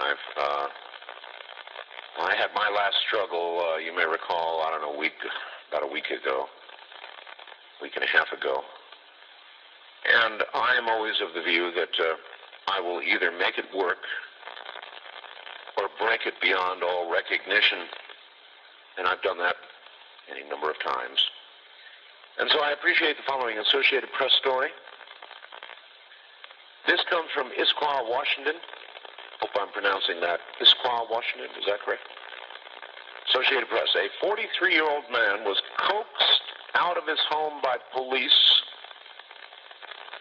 after he pulled a gun on his personal computer and shot it several times, apparently in frustration. Police Sergeant Keith Moon said Thursday, quote, "We don't know if it wouldn't boot up or what," end quote. The computer in a home office on the second floor of the townhouse had 4 bullet holes in the hard drive and 1 in the monitor, according to Moon. Please. 1 bullet struck a filing cabinet while another made it through a wall and into a neighboring unit. Nobody was injured but the computer. Police had to evacuate the entire complex after 8 o'clock while they contacted the man by telephone. He eventually agreed to discard the weapon and meet officers outside the building. They additionally confiscated 3 guns and a knife, but the computer, without question, is dead as a doornail. And the man has been taken to Harborview Medical Center in Seattle for a mental evaluation. But I suspect he's sane. I think he's probably sane. There have been moments when I've almost shot my computer. I've always held off from it. You know, in my younger days, I would have shot my computer. Now I've developed more patience and respect for hardware. And I understand that, but I also understand that level of frustration. I mean, there you are, and you have some horrendous Windows 95 related problem that won't go away. And you work on it for days, and soon you're losing sleep. And common sense begins to slip. And you begin to view the machine as an intellectual challenge, and soon an intellectual enemy. And I can understand that you would snap, draw a large caliber revolver, and simply put it and, in effect, yourself at the same time out of pain. He did get 4 slugs into the hard drive, which is, I guess, the equivalent of shooting it through the heart. West of the Rockies, you're on the air. Hello. Hi, Art. It's Marianne in Clear Lake. Hi, Marianne. Hi. I wanted to say something to you, and then when I'm finished, I wanted to ask you a question about the Internet. Okay. When you were getting upset a while back about, and talking about vengeance, and every night you'd come on and say, that you wanted to get even and all that. Yep. And then last night, and one time during that time, you were saying that you said you would always be that way, which I looked at the radio and I said, I hope not. But last night when you were asking, was her name Evelyn? Yes. And when you were asking Evelyn Paglini, yes, about this situation, I completely disagree with the advice she gave you, so I'd just like to express that to you. What do you disagree with? Well, even though she knows what it is and I don't, it was obvious you were upset about something during that time, and it doesn't really matter what it is. The fact that you would like to get even with this person, to me, it's kind of putting you to their level, and I don't care. I know you don't. I don't care. I believe in revenge. I know, do unto me, and brother, I'm going to do unto you. You better get out of the way, because I'm going to come after you, and I'm going to keep coming after you until I get you. That's my attitude. I know. I know it is, but I mean, I'm caring about you feeling that way. I understand. You've changed and grown so much in the last couple of years. You're real different than you used to be, and it's nice to see that and to experience that on the radio, especially of a male. And you know, there's different conditionings we go through in life. Some are the same, some are female, some are male. In my feeling, the male conditioning is just what you're saying. It's a heavy-duty male conditioning to get even. And as all I'm saying is, you need to let go of it. If you can find some way within your heart. Not a chance. Oh, dear. Okay. Well, anyway, I'm glad I at least said that to you. Okay. My question is, I've been trying to move from California to New Mexico for 2 years, and my house doesn't sell, and hardly anybody's looking at houses. Can you tell me who I would call or steer me some way to, I don't have a computer, but how do you put a house for sale onto the Internet? Well, knowing the Internet, there's plenty of places, but if you say you're not on the Internet now? No, I don't have a computer or any of that. Well, go to a friend who has one. I've not investigated the real estate market on the Internet, but there surely is one. Okay. And if you just find a friend who's got a computer that works, I'm sure you'll be able to list it that way. And the Internet, of course, offers all kinds of unique opportunities because you can take a picture or pictures of your home and have those on the Internet. But if somebody isn't a famous person and they're just a regular person out here and they have a computer and they're on the Internet, how will people know to go to look on their page for somebody listing a house that's just on their page or whatever? Well, if you're looking for a house and you're on the Internet, then you're going to go to locations where such things are advertised. Okay. So I can't answer the question specifically because I've never been to such a site, but I can assure you they exist, and if you find a friend with a computer, you'll find it. Okay, thank you, Art. Take care. Yeah, sure. The Internet has unlimited, absolutely unlimited possibilities commercially and non-commercially, and that would be one area because you could put photographs of what you're selling up there. And I'm sure there are lots and lots of sites like that. I was wondering earlier with Robert Anton Wilson about the Internet itself. It's really intriguing to watch it and see where it's going. Of course, we're right in the middle of that technology, and so it's kind of exciting to be part of it. Now, you might take a look at my website. It's one of the better ones, actually, on the web, and that's no thanks to me. That's Keith Rowland who's done it. It's a magnificent site. It's gigantic. It's almost like an Internet within an Internet. In fact, we've got what's called a search engine within our website. So you can go in there and put a word in. It will take you to the appropriate place, whatever you're searching for. And my website address is www.artbell.com. Something I meant to do yesterday, I mentioned this. Somebody sent me a T-shirt with that says www.getalife.com. And then somebody wrote me and said there's actually such a site as www.getalife.com. And I meant to take a look at it today to see what it was. Maybe after I said it or wore that T-shirt, they formed it. Who knows? Or maybe it was already there. First-time caller line, you're on the air. Hi. Hi. My name's Mike. I'm in the wine country, Northern California. Hi, Mike. Yeah, I just wanted to call. I wanted to say that show you did last night with Dr. Piglini. Yes. That was so cool. It was excellent. Well, that's one reaction. As I said, I'm getting many. Yeah. Well, Mike, do me a favor and extinguish your radio, please. Yes, sir. That's really important to do that. I wanted to ask you a question. That's a portable phoneness. Yeah, and it's not a defect. Obviously. No, I wanted to ask you a question about, it was months ago with Major Ed Dames. Yes. And he had that deal with the remote viewing tapes, the correspondence thing or whatever. Yes. And I was wondering if anyone had gotten those and if they worked or... Yeah, I've got it. Oh, you really? Yeah, so I guess they shipped out. I've got mine. But he sent me, he did It's funny you should mention that. They're shrink wrapped. You get a video cassette and you have a cover for it, and then you get shrink wrap over it, right? And on the shrink wrap, he wrote to Art Bell, #1 of X number of thousands. Right, #1. I got #1. How about that? And so I'll be damned if I'm going to wrap. I'm not going to take the shrink wrap off it. Now he should have written that obviously inside before he shrink wrapped it, and so now it's a historic item, and I don't want to take the shrink wrap off. All right. You couldn't tell me, huh? Yeah. So I don't know what to do about that. It's a problem. Quite a dilemma. Yeah, it is a dilemma. Thank you very much. I don't know what to do about that. #1, it's historic, and I'm dying to see it. But I don't want to take the shrink wrap off. It's a real problem. Wow, Wildcard Line, you're on the air. Hello.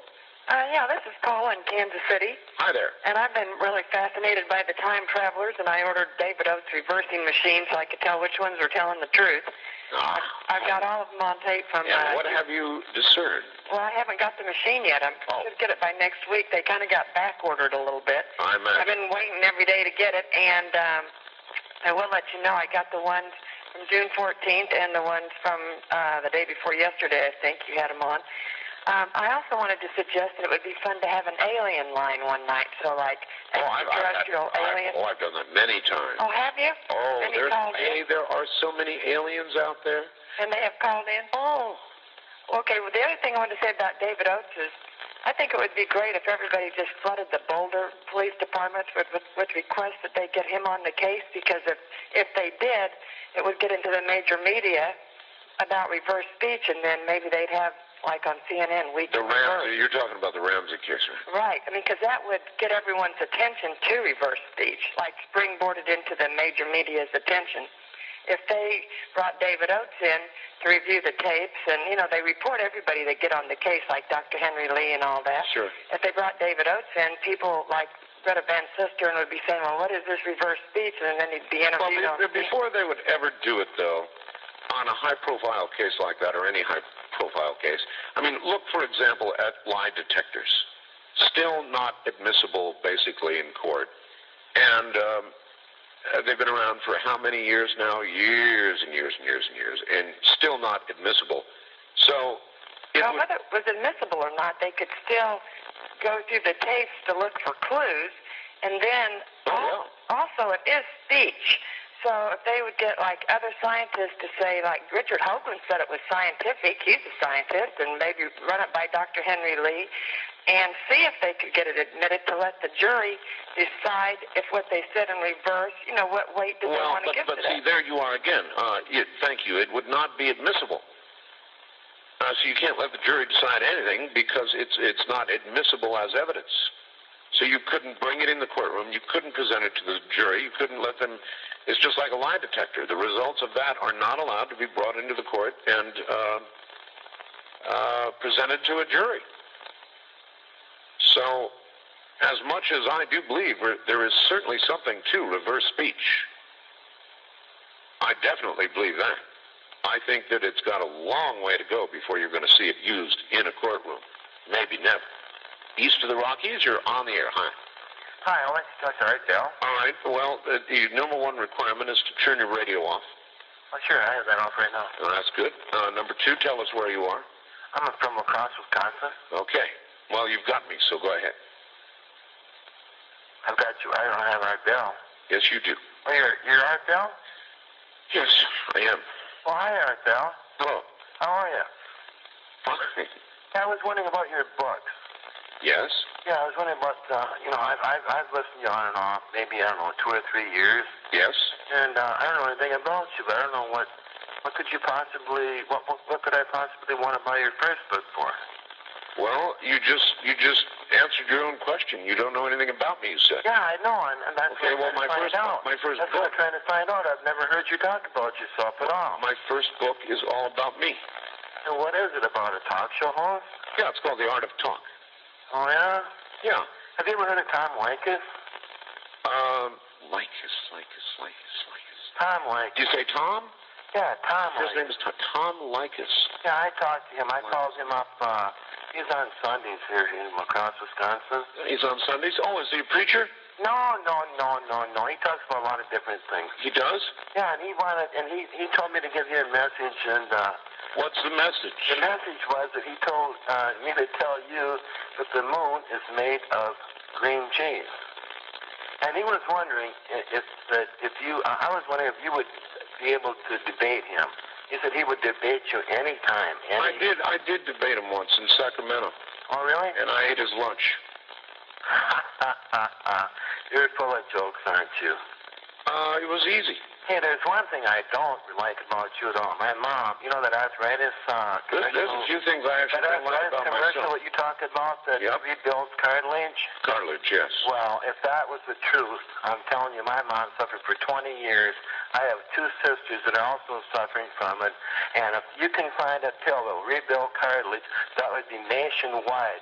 It is. It was reported in the New York Times. Well, I'll tell you one thing. I'm going to call the Better Business Bureau and the FDA and find out. And I'm telling you one thing. You better not advertise it because I'm going to find out about it. Goodbye. That's it, huh? Well, tell Tom I said his comment was cheesy. And as for you, I advise you to look into that arthritis assist formula, chondroitin, as one of the ingredients. And it's the New York Times that reported the breakthrough that allows the regrowth or the assistance of regrowth of cartilage. So instead of contacting the agencies you talked about, you ought to really look into it if you really are sincere about helping your family, which I sincerely doubt. Yeah, like his Sundays, huh? Yeah, he's a preacher. East of the Rockies, you're on the air. Hello. Hello. Hi there. Oh, I just want to make mention of the, I don't know if you were able to see it last night, the shuttle coming in. I did not see it last night. Of course, I saw the photographs of the shuttle landing, but I didn't see it come in. What time did it come in? Well, I'm in Paris, Texas. Oh. And it was about 5:40, 5:35. It was overhead, and it covered. Oh man! The first time I'd ever seen it. It was beautiful. Oh, it's astounding. I wish somebody had called me. Doggone it! I didn't know what it was at first until I'd heard on another station after you'd got off the air they mentioned seeing it. I thought, that's what it was. Yep. I've seen it once, and it was the most astounding thing I ever saw in my life. I'm sorry I missed it. Darn.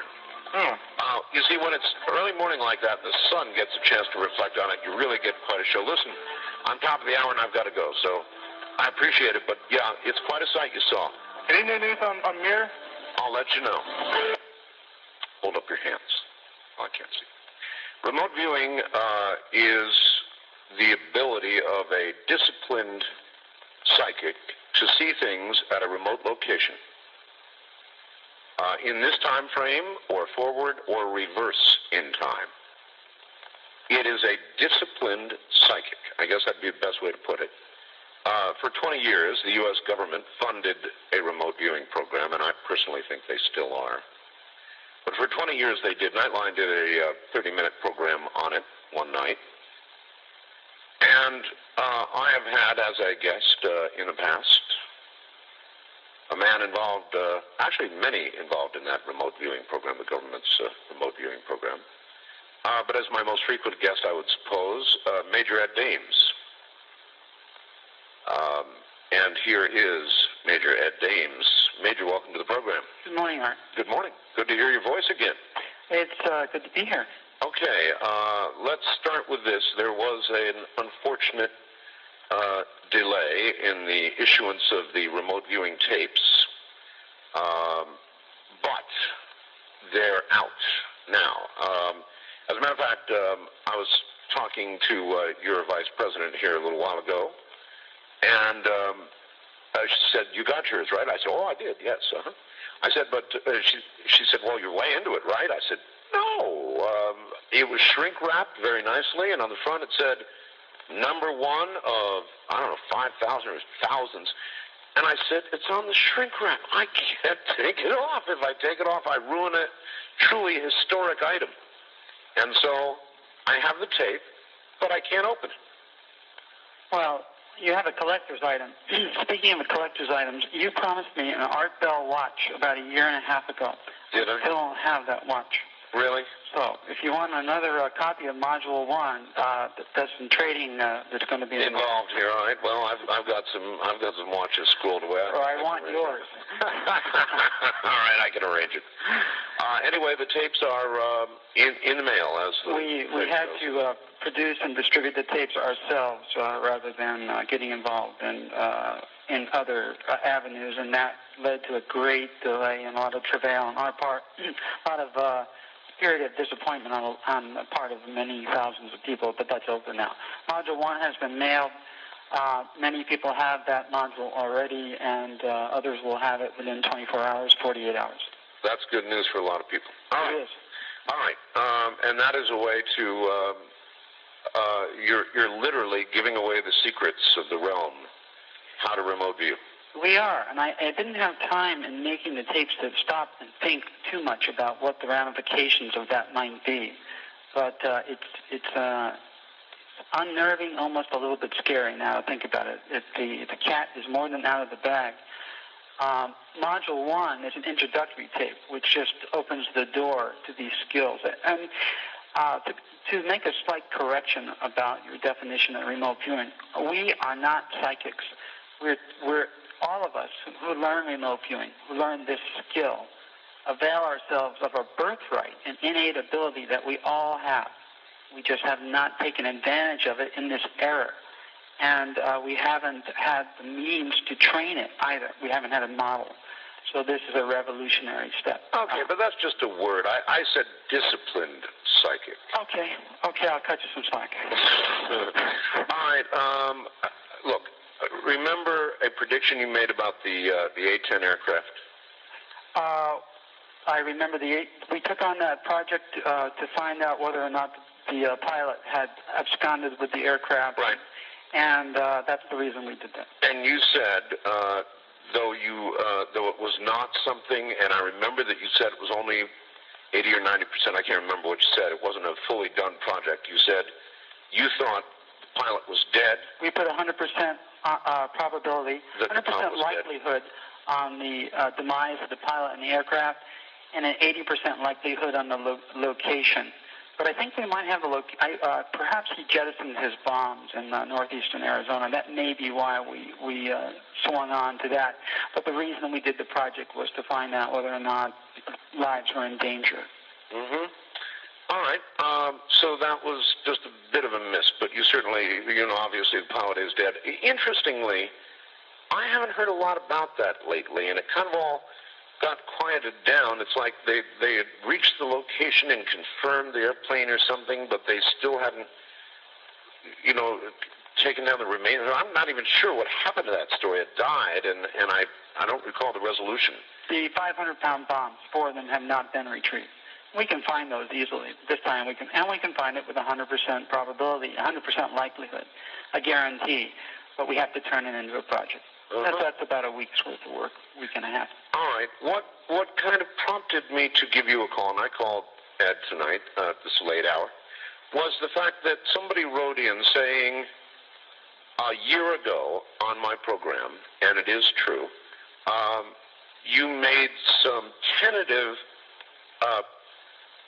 findings with respect to the changing weather, Ed, and you said it'd probably be about a year before you could put your name to them as 100% probability, the weather changes. By God, we've been going through some really serious weather changes. There's no question about it. Now, I have no way of knowing, we have a short life as human beings. Mortals come and go very quickly, and the weather's been around a long time. So it could be cyclical or not. I have no way of knowing that, but what I do know is it is changing. One day you said the jet stream will come down on the deck, and God, I didn't see a lot of weathermen across the country saying that exactly that had begun to occur. The jet stream literally had come down on deck, and we were getting winds, tornado-like winds without tornadoes, and all kinds of weird things have been going on. So what can you tell us about the weather? Well, there's some things that are obvious. El Nino is kicking up, And you can imagine what winter and next spring is going to be like. Or you might not be able to imagine what it's going to be like. A lot of cyclonic activity along the Atlantic seaboard, U.S. Atlantic seaboard, major flooding, those kinds of things. You can expect that. And actually, we have described that as remote viewers. But I think the real, the predictive mark that we used as a milestone to discern the beginning of a global economic collapse, one of those marks has been observed. The ground truth, the scientific ground truth has been observed, and that is that seabirds are starving along the northwest coast of the United States. That's true. There's nothing for them to eat. Now, this was about a year ago.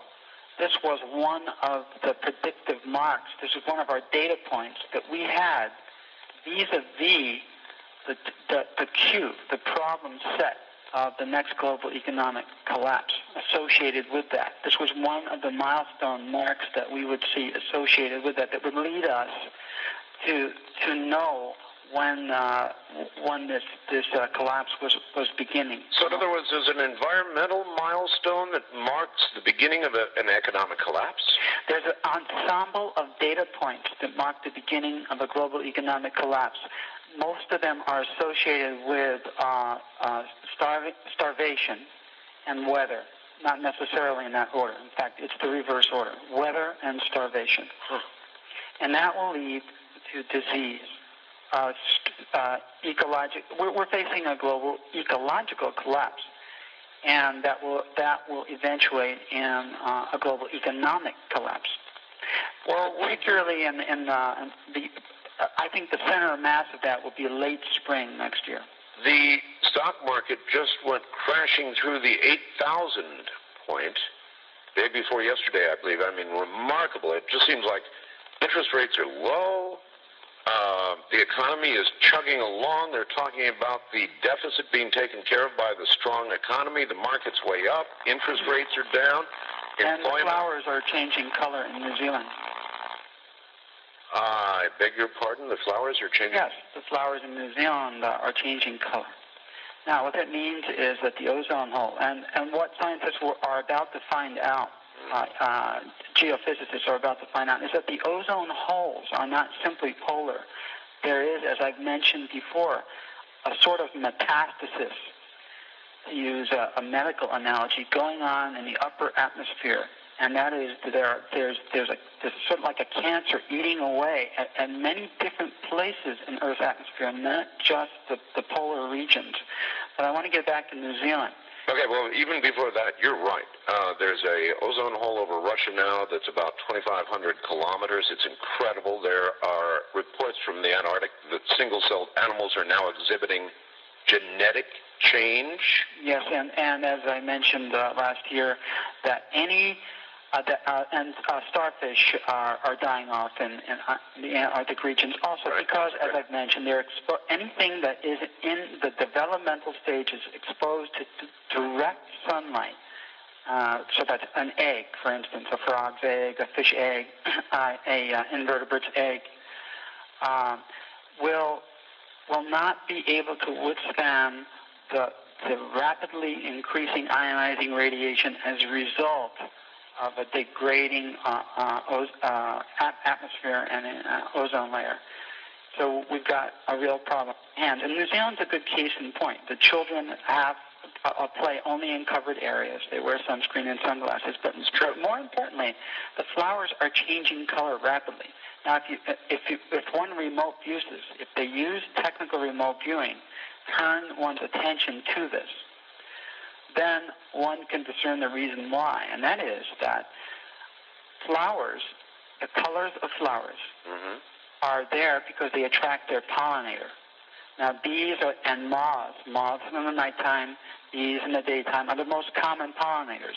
Bees have a polarized eye, and it's very sensitive to sunlight, extremely sensitive. They use the lights, the position of the sun to navigate and to find their way to food, to flowers. When the bee, when that light changes and affects the very sensitive bee's eye, the bee can no longer navigate to its food source. And so flowers that are capable of changing very rapidly because they generate rapidly, they have to adapt to a new color that reflects light in a new way so that the bee can find the flower again. And so the color of the flower must change very rapidly. Well, is that, okay, so is that then a good thing or a terrible sign? In other words, you're saying it is adapting.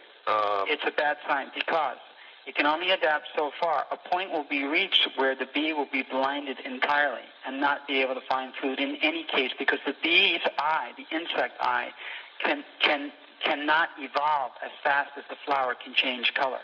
And so the bees will no longer be able to find their food because it will be too bright in the ultraviolet spectrum for them to see. They'll be blinded also, just as sheep in Tierra del Fuego are blinded now and walk off cliffs because they have cataracts. So what happens when the bees can no longer...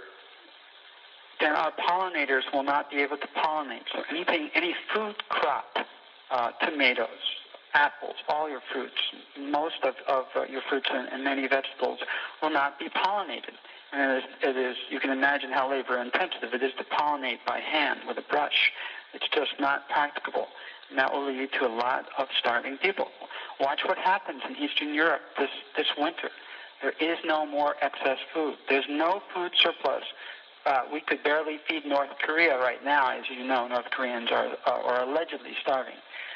We might be able to muster enough food together to feed North Korea, but we're not going to be able to do that to Eastern European countries this winter, and you're probably going to see some cannibalism. Any idea, Ed? My God, any idea?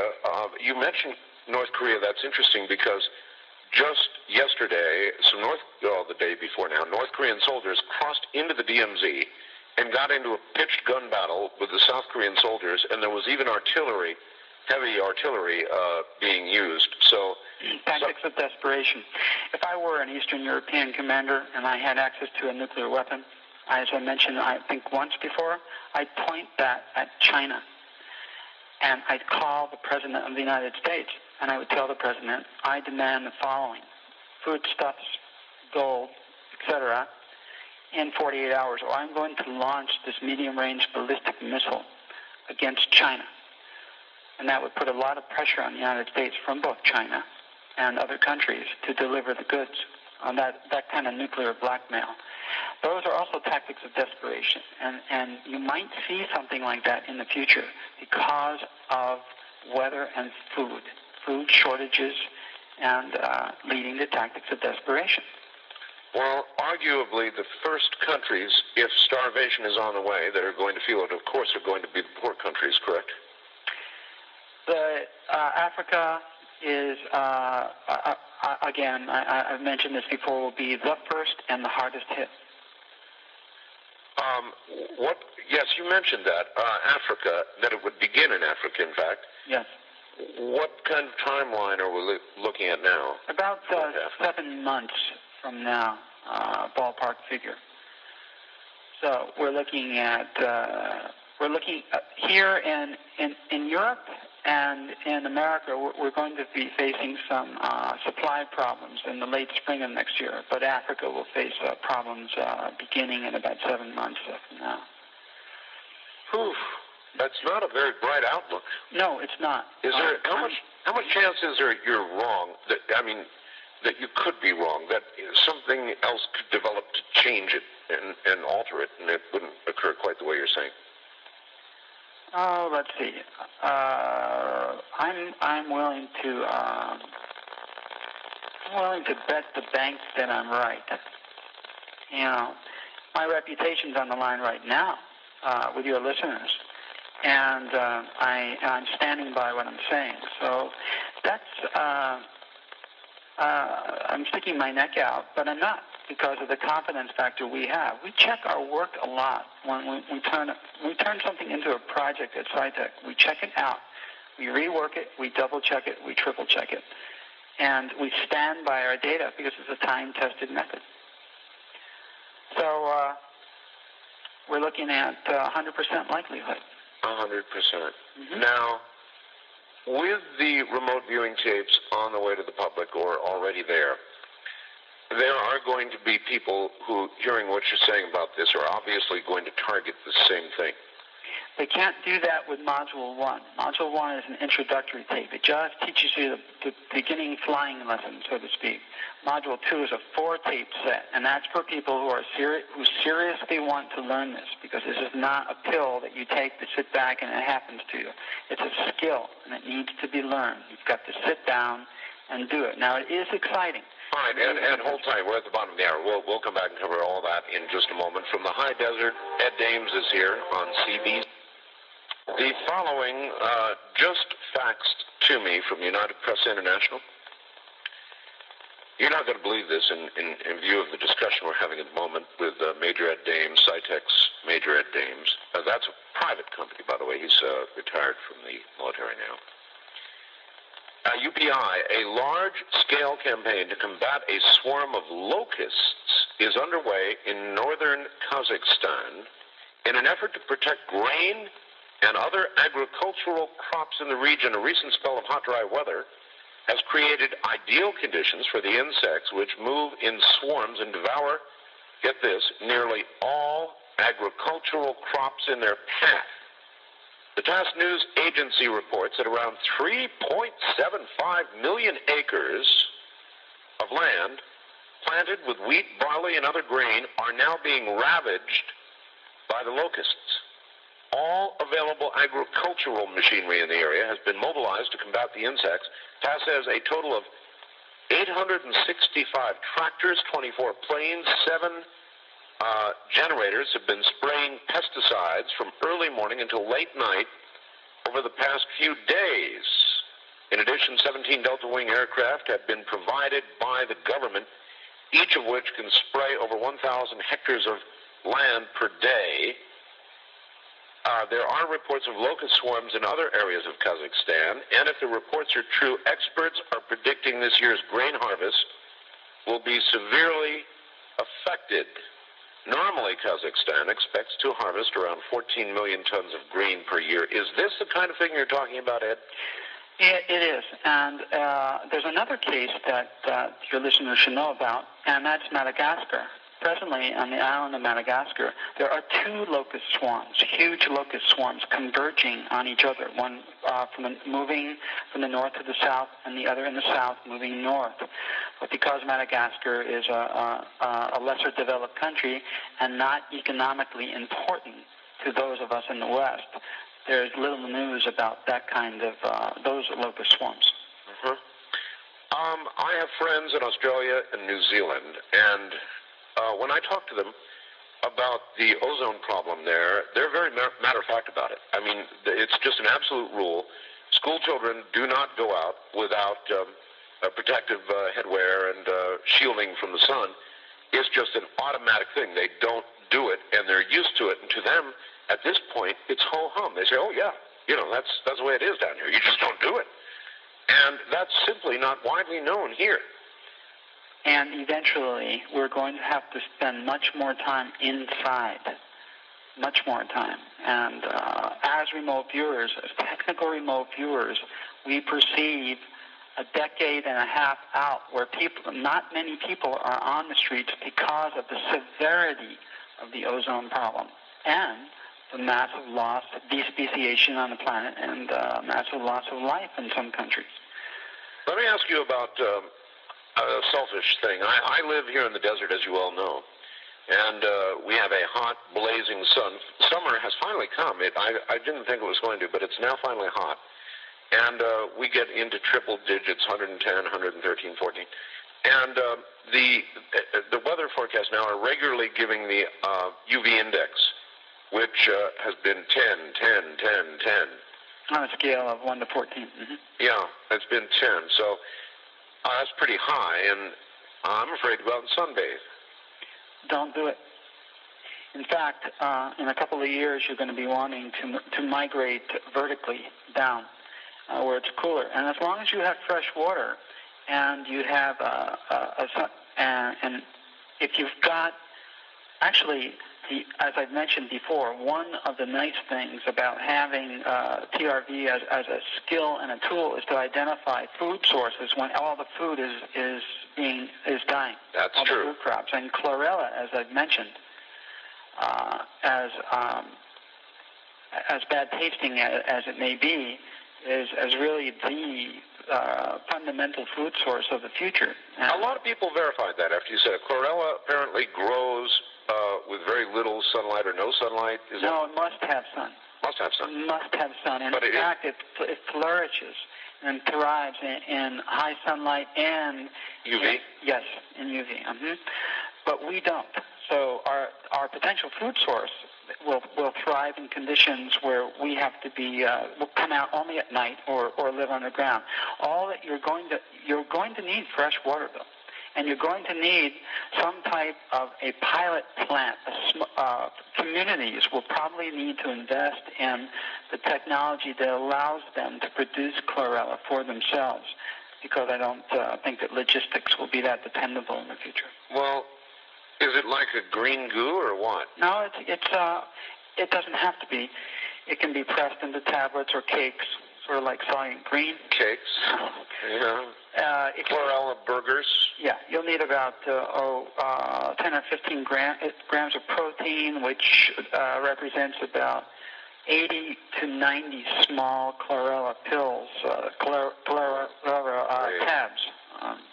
Great. Yeah, but it'll keep you alive and quite healthy. Oh, great. But fresh water is going to be a problem. All right. If the weather is changing, Ed, then what about this question? If the present farm areas or farm belts here and in other countries are no longer tenable, will there then be other areas that will become tenable? I'm not certain. I'm moving to a place personally where I know at least food will grow quite rapidly near the equator. In the northern and southern latitudes, where the wind speeds are very high, and there's more exposure to direct sunlight, that's where the problems will lie. There are areas of the world where, in tropical regions, that if they remain tropical, food grows rather rapidly. In volcanic regions, for instance, volcanic soils are extremely rich. Yes. Extremely rich. That's true. I had Linda Moulton Howe on one day, and I'm not going to be able to remember this properly, Ed, but she documented a mountaintop, I think back in New England somewhere, where they had this incredible 200 and some odd mile per hour wind. They measured it. Mount Washington, probably. And it blew for like half an hour. The entire building, they were afraid, was actually going to be blown away. Suddenly, the wind stopped totally dead and reversed course. And they had never, ever seen anything like it, ever. And we're just getting all of these unusual weather reports, and it's the one thing that you've said in the past that just rings so true, that it's underway right now. Where are we in the cycle of this occurring? I will tell you where we are in the cycle, for those of you who are familiar with some basic mathematics. If you're familiar with a logarithmic curve, a natural E curve, it looks like, it doesn't look like a regular curve, a mathematical straight line or a bell curve. It stays flat in time and then does a little dog leg and goes almost vertically up at about a 90-degree angle. We're just about at that dog leg right now. And what that means is we're in the past being the last couple of decades or so, the geophysical parameters of the Earth have changed ever so slowly. The changes have started. And what I mean by the changes, two specific changes: the disappearance of the ozone layer, and the degradation of Earth's magnetic field. Both those things are happening concurrently. In fact, there's evidence that leads my company to think that loss of the ozone problem may be aggravated by some other geophysical parameters. Let me read you another fact I've got. Okay. One short paragraph from Keith in Magnetic Volcano. He says, "Hi, our magnetic north is now developing a rhythmic 2-degree east wobble, and I've been noting this since mid-springtime. That's it. And he's reported on this again and again and again to me. But a 2-degree east wobble? Well, this leads us to a discussion, perhaps, of what in the past SciTech has called a discontinuity. And this thing that we could not discern, that was so difficult for us to understand. Actually, something that you couldn't see past, as I recall, that you said might be some sort of spiritual event, but you couldn't quite discern. That's correct. And so I stand corrected on that. It is not at all supernatural. It is geophysical in nature. Oh. Yes. And so we've done a lot of work along those lines. And I don't think I should get into the physics now or of that, but it is not a supernatural event. It is strictly geophysical. And it happens all at once. It sort of is like the effects. The effects on our bodies are almost like rebooting the computer. Reset. Sort of resetting, almost like degaussing momentarily and starting all over again. And I'll get into the physics behind that at some other time, because I want to walk you through that process so that your listeners aren't frightened. Is it sort of a natural, as in nature, reaction? For every action, I'm told there is an equal reaction. Is that what we're looking at, basically? I think it's actually a cycle, a cyclic thing. It doesn't appear to be a reaction to, in the way that our ecology is reacting to our ill deeds. It appears to be a natural cycle, but I'm not certain of that. I am pretty sure about the physical parameters, and that's what I'll report on when we speak next. Are you able yet to see past it? We are, but it's we are. We can see past it. We can discern two very critical things. One is that these changes, although they do not affect human beings permanently, there's no permanent damage to us. There is some very, very catastrophic effects on the Earth itself. And I'll talk about that some other time. And there is something else that after these Earth reestablishes equilibrium or homeostasis, something else very significant happens. And that involves another race. Another race? Yes. Another race of beings? Yes. That suddenly appears here. Did you by any chance, of course we just went through this whole Roswell debacle, and just prior to the celebrations, I guess is the right word in Roswell, the Air Force had this news conference. Did you see it? I don't usually follow those things except in the newspaper, but I'm aware of what happened, the crash dummies, those kinds of things. Oh, it was particularly humorous, actually. Roswell, let me ask you about it. You have targeted Roswell, have you not, in the past? Yes, we have. What happened at Roswell? There was a very, very advanced race. The so-called Greys, as I've mentioned at one point, appear to be real. They're not figments of someone's imagination or angel bees or anything else like that. Very advanced race. Perhaps 100 million years ahead of us on an evolutionary scale. There was a crash, but it was an orchestrated crash.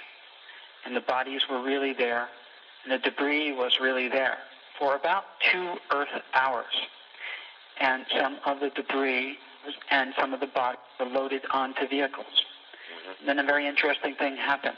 All of a sudden, memories got fuzzy, and people couldn't remember what they just did. That would be the time compression the Colonel talked of. I'm not sure of what others have. I can only relate to you what our TRV data indicates, that this race that engineered this, after they allowed it to happen, went back in time and stopped it from happening. So all of the physical evidence disappeared. Oh, yeah, that's right. I remember you saying that before. But because mind is outside of space and time, the memory of the event is indelibly etched upon all the participants in that event, and they will go to their graves believing that they really touched bodies and debris and those kind of things. And in fact, they really did. But there is no debris, nor could there ever be, because the event didn't happen. It was changed. So for that part of time, there are two pathways, one in which the event happened and one in which it did not. What will happen? I'm trying to touch as much as a... Now, you've got it. It isn't very long until a race like ours really can move in time, and we're not talking about too many more decades where traditionally something like this could happen. So if you're dealing with races that are many hundreds of thousands or millions of years ahead of ours, this is no big thing. All right, Ed, I interviewed Terence McKenna, brilliant guy in Hawaii, and I gave him the classic line. I said, well, if there is time travel, then where are the time travelers? Mr. McKenna's response to that was, I thought, brilliant. He said, at the moment time travel is invented, they'll be here. What would your response to that be? In other words, if there is ever to be time travel, then where are they? SciTech has a capstone project. It's called Project Starman, and it deals with those kinds of issues. And I'll need more time to go into that with you. Okay. But it does deal with that. All right. Space. Mir is just one catastrophe after another, the Mir space station.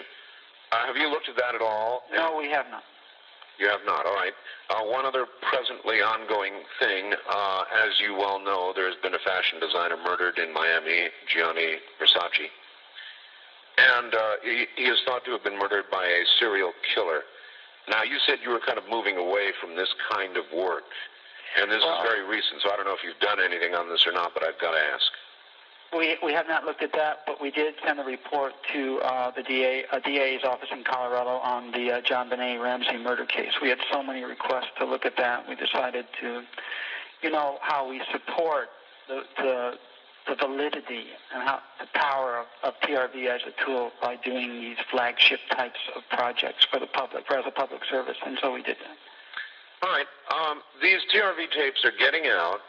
Then the next series will get out, blah, blah, blah. And pretty soon there will be thousands, tens of thousands or more people able to technically remote view. And you said you hadn't had a lot of time to think about the consequences of that. But now, no doubt, you've had a little time to consider that. What are the likely consequences of so many people being able to do this? Good, bad, what? I have to think that it's positive, only positive. In terms of survival, I know it's positive. People will be able to discern those who rely on others who are skilled in TRV or who practice TRV themselves are going to be able to discern what it is they need to do to survive. So that's pretty much a step in evolution. We can't evolve unless we survive. So that's a very positive thing. If it's used ethically. That's correct. Unfortunately, when I look about at the population today, I don't have a high confidence level that many are going to use it ethically. Do you? I think I can only speak for myself, others that I've trained, and say that your priorities change once you begin to do this. You just can't look at the world and yourself in it the same way anymore. And what you thought you might wanted to have done yesterday may change very quickly when you begin to look at this. In other words, the very process itself changes you. I think so. All right, Ed, we are going to schedule a show, maybe next week or so, and this has been a great hour to sort of just catch up on a few things with you, and I really, really want to thank you for coming on with actually no notice whatsoever. I'll tell you what, we will make available, if you want it, the 2-hour program we did with Robert Anton Wilson on tape, or the hour we just did with Ed Dames on tape. Now, whether it's that or the Evelyn Paglini program yesterday, or any other program we do with a guest, you can get copies. Let me give you the number. It's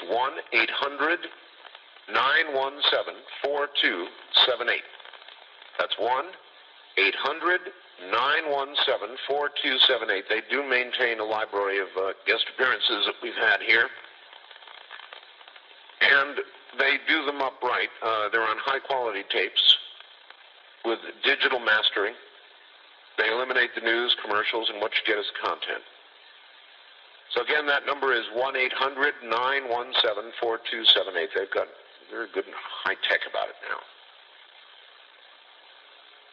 We were talking about, somebody called about werewolves earlier, said, why don't you ever get any werewolves? Gary writes to me the following, Art, minor problem with werewolves. It is currently a full moon, question mark. The werewolves have all changed, and they're out peeing on trees, marking their territory. I should have thought of that, Gary. I think it's not quite a full moon. I've always done that. I go outside. To me, when I go outside and the moon looks full, it's a full moon. Now, technically, it may not be. I'm not exactly sure. Maybe it's tomorrow night or whatever, or the next night. But it's full to me. To my sight, it's full. Somebody out there can no doubt fill me in. I think it's pretty much full.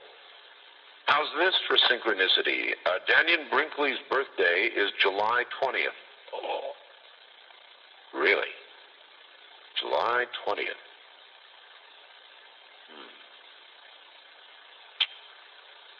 That's pretty synchronous, isn't it? West of the Rockies, you're on the air. Hello. Hello. Good morning. Hi, this is Steve. Hello, Steve. Where are you? Utah. Utah. And I'm a time traveler. You are? Yes, I am. From when? Year 2012 is when I entered the machine. I can tell you a little bit about the circumstances what got me here. All right. Okay. Basically, right now I'm 26 years old at the time, and we ran into a bit of a problem. I was a computer programmer who programmed the machine, which was built in Salt Lake City, near Salt Lake City, Wendell Range, actually. It was a massive worldwide investment. It was created essentially as a massive computer, which has the computer capacity to do anything, pretty much. It's interesting that you should mention. In other words, it was done in essence with a computer. Is that correct? Yeah, it's actually a five-story complex, which is about three acres. And it's extremely powerful. But now the reason I give some credence to what you're saying is because IBM actually is working right now on the transportation of matter. They actually are working on that. There's all kinds of stories. You can go look it up. IBM is really working on that, teleportation. And so it might follow that what you're saying would lead to a form of time travel eventually. Was that the genesis of it? Well, the machine is actually self-learning and self-replicating using a separate complex, which is purely nanotechnology. Very good. Nanotechnology essentially rebuilds itself according to, we have thousands and thousands of programmers working around the clock. This was in the year 2008 when it finally became operational, but it wasn't involved in time travel at that time. But well, 2012 is a particularly interesting year to have come from. Without risking a paradox, can you tell us generally what was going on then?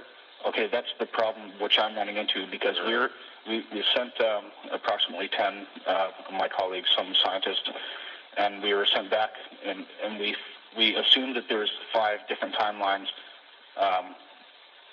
which you can be sent back in. And I was sent in a timeline essentially to research what happened. What do you mean what happened? Well, because the year 2012, something strange happens within the time the time machine was actually operated, when it first became operational. Within a month, we were the experimenters to go back. And the problem I ran into when I went to Salt Lake City, I didn't find a single scientist, which I knew many of my knew for years. I didn't find my family, and I'm not listed anywhere on the entire birth records of my original birthplace. Oh boy! So I don't know what's going on, but for the most part, everything seems the way it seemed like a long time ago. But well, are you stuck here now? It appears so. What can I say? Is it like being stuck in with a bunch of barbarians compared to the way it is in 2012, or? Most of it is actually no. It's far more civilized now than it is then. I'll tell you that much. Great. Is there much that you can reveal to us about the immediate future without risking paradox? The immediate future. Okay, well, there's a recession in 88, 98, 99. There's a massive computer problem which results in basically a worldwide collapse near the year 2000. I know that sounds cliche and all that, but essentially things go really skewed from there in all directions. The rich get super rich and essentially isolate themselves. The world, goes through many changes, especially around the year 2010 to 2012. And December 2012 is when I, entered it. So then it's really not such a bad deal that you're out of there. Yeah, but I'm scared because I'm essentially living under a new identity here, and I don't know what's going on because nothing which happened in my past from the future is actually happening now. In other words, you appear to be in a different timeline. It appears so, but it's very, very similar. Very similar, except the differences are very minute. So then, what are you going to do? Are you going to settle down and simply make yourself a life here? That's what I'm doing at the present time. I guess there wouldn't be much choice. Going to stay in Salt Lake? I'll stay here, and I don't know what the purpose is from here on in. I guess just to sit around and observe what happens. Wait till the year 2012 and see if anything happens then. Wow. I appreciate the call, and I'm sure we'll hear from you again. Okay. Bye. Take care. There's a time traveler. Ask and ye shall receive. I don't know what to make of these people. Could it be? It could be. Yes, it could be. Rejected all out of hand? No, not me. Could be. He sounded pretty sincere, didn't he? Interestingly, the method that he talked about that brought about time travel, really we have the genesis of that right now. You may choose to believe that what he said was total bull, but the fact of the matter is, IBM really is working on teleportation. Did you know that? There are a number of articles you can read about it. And how big a jump from teleportation would it be to time travel? Wouldn't the technology that leads to one lead to the other? Fascinating. East of the Rockies, you're on the air. Hi. Hi, Art. It's Josie from Richmond, Virginia. Hi, Josie. I was interested in hearing what Ed Baines had to say, of course. I always am. But I wanted you to know that I had a conversation with a person involved with dairies. He talked about the babies dying. He talked about babies dying. Yes, as a result of the needles from the cows giving the BGH to the cows. That's right. Well, this dairyman said they do not transfer needles from one cow to another. It's just like humans. They use one needle and then they throw it away. So that... Well, but wait a minute. With regard to human beings, if that had always been the case, we wouldn't have experienced the spread of AIDS the way we've had it. So you can't flatly say that all dairymen are that careful. Well, this is what he you said. Could say it's you could say it's a general practice. Yeah. But that's what they do. Yeah, but all it takes is one or two mistakes. Well, he just said they use one needle to each cow because, after all, this is their business. This is important that they not have cows die on them and so forth. So then the other thing, of course, you alluded to it, that he said that Dick Button, was it Dick Button? That man that was the pilot for the airplane that went crashed, that the crash site was over Arizona when it really was in Colorado. That's correct. Wrong on that one. But I don't discount everything he says. I mean, I don't know if he isn't, however, a real Dr. Doom, as the other remote viewers have called him over the years. There is a book out by a James Schnabel on remote viewers, and I don't know if you've heard of the book. It's in paperback form now, and a friend of mine alerted me to this book. What's the name of it? I think the name of it is called Remote Viewers, and it's by James Schnabel, Schnabel, I believe is how you spell it. Okay. It's in Barnes & Noble and every bookstore, and they... I absolutely... Ed Dames has been... Look. Yeah. I've had, I don't know how many remote viewers on, and they all criticize each other. It's like ufologists. They all criticize each other. Yeah, I'm sure. But this was not a remote viewer. This was a man who did research on remote viewers. And I know, but I mean, you can go talk to the less than fully amazing Randy, and he'll have a lot to say about it, too. Well, yeah, I don't even count him. There's as many opinions out there as there are derrieres. Yeah, well, that's true, too. I don't know if it's going to be as bad a world as Ed says, but I do think you're right that we have an ozone problem and we have to be doing something about it, and we don't seem to do it fast enough. And some things are quite clear. I mean, some things really are quite clear, and it doesn't take a great stretch of the imagination to see that some of what he's talking about, if something doesn't change, could come to pass. Exactly. I do agree with you. I wish you would ask him further about a little more on Roswell, and there was another question I wanted. I'm going to have to fax you some more questions to ask him if you're going to have him on again. All right. Because it would be interesting to hear some of the other, more details about Mars, more details about some of these current mysteries that are going on. I would like you to ask him one thing. My brother was killed on the Liberty, and I called you about that once. And we always wanted to know why Israel did it, and Israel always refused to say there was anything but a tragic accident, which we know was deliberate. I always want to know, the crew wants to know, too, why did Israel actually attack? It is my view that it was deliberate. Thank you. I think there is no question about it. Not in my mind. It was deliberate. Read the book. And I think there's no way you can come away with any other view of what occurred to the Liberty. No way. Now, there are probably many things that we don't know. And it's not like our behinds are that pure, and we may have been up to all kinds of no good. I really don't know.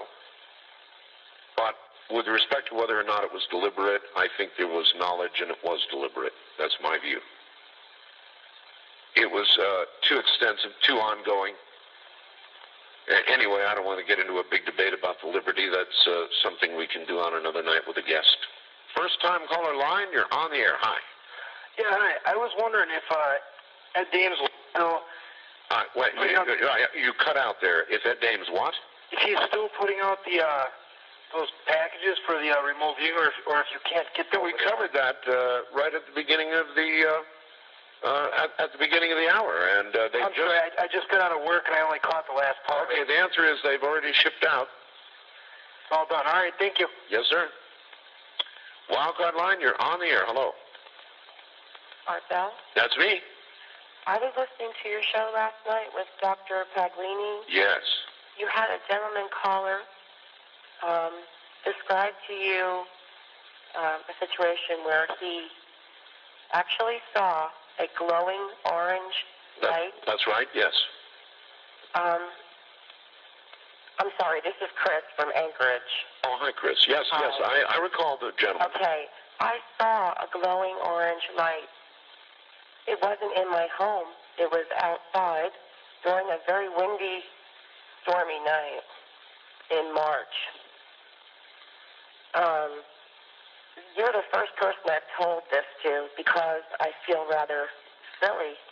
This is not something I'm accustomed to having happen. Well, then it must be comforting for you to know you're not alone. It is sort of comforting. Actually, it's kind of alarming. Well, these things are real. People don't like to talk about them because they're criticized and ridiculed when they do. Look at poor Francis Barwood down in Phoenix.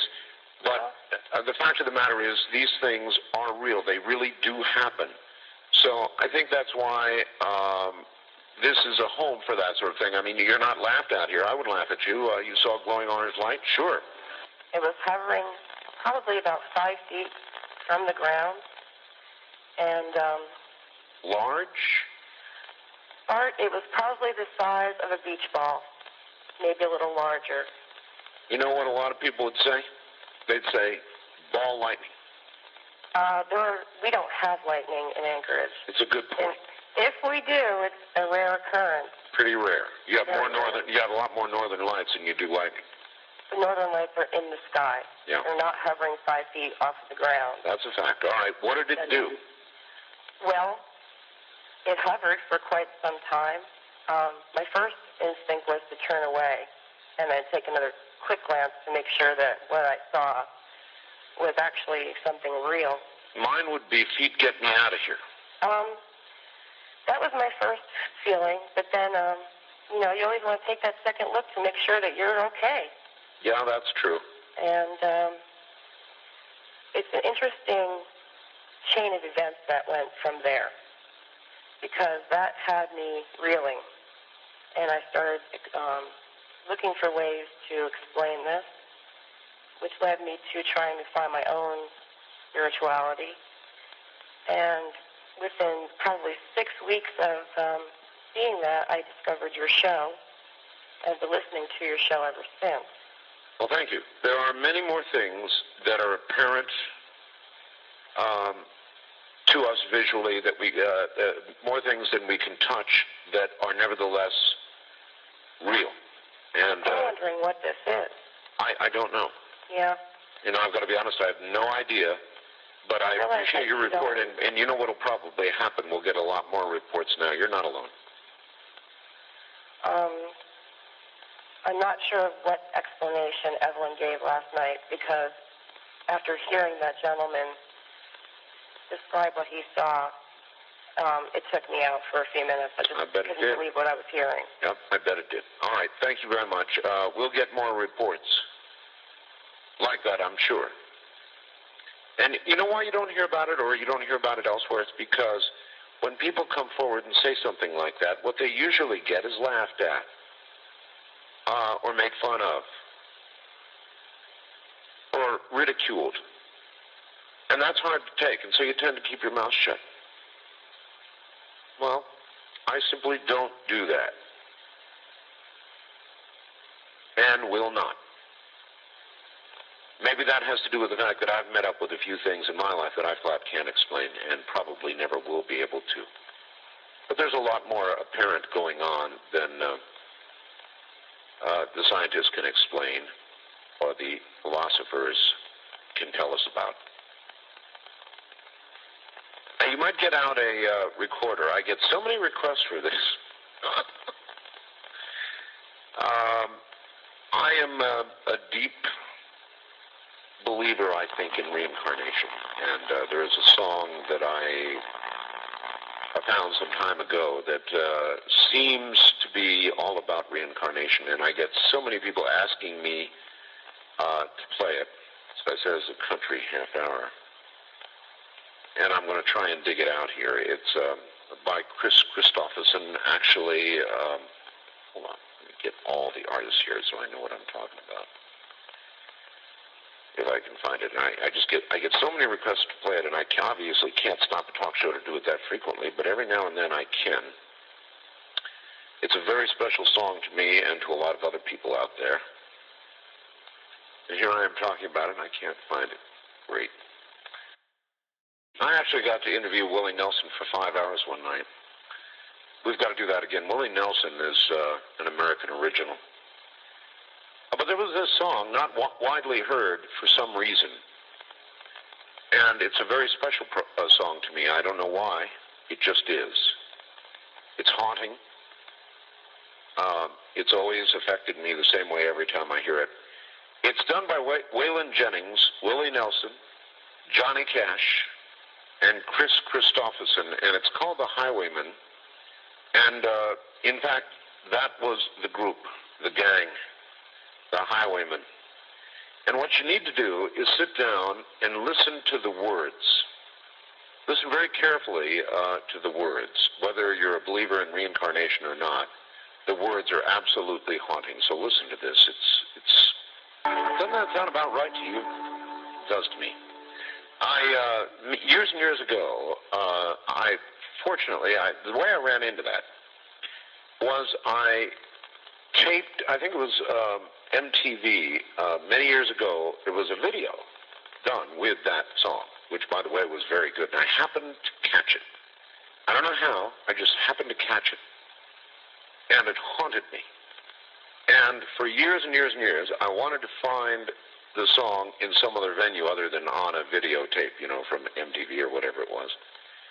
And I finally ran across it on CD. And that song has always haunted me, and I suspect always will. West of the Rockies, you're on the air. Good morning. Good morning, Mr. Bell. This is Robert in the San Joaquin Valley. Hey there. Good morning, sir. Good morning. I love that song. Yeah, me too. Take a look at the name of who wrote the song. There's quite a story and how we got together with him to make that song. Is that right? Yeah, if Willie's listening, I got a suggestion to make, Art. What? I think that I watched a program on PBS about building the dam in Colorado. Uh-huh. And the story behind it, along with the other stories, I think that those four men, they could make a movie of that. The building of that dam? No, of the four that in each of their stories that's in that song, and put it all together. Yeah, they really could. They really could. I've got to talk to Willie again. He was. That was really a fun interview. That was a neat interview. I loved it. Yeah. And when I talked to him, when you had him on, yep. I asked him about coming here to the San Joaquin Valley. Right. Tell him that Garth Brooks is coming back again August. I still want Willie to come here because we'd love to have him here. It's a funny thing about country music. When I was young, I always hated it. It was rock and roll forever. Rock and roll or die, right? Me too. And then one day, they set me into a country station. I was starving to death, so I had to do what I had to do, and I went to work in a country station. And I was bound and determined that I was going to hate every minute of it. Right. And it slowly started to grow on me. And me too. It grew on me. It grew on me. Can I tell you two other things this morning? Yeah, sure. First of all, dear lady that from Lake County was trying to sell her house. Yes. I understand that there's a couple of big realtors nationwide that guarantee the sale of a house for a good price within the time frame. That's true. I've heard their ads.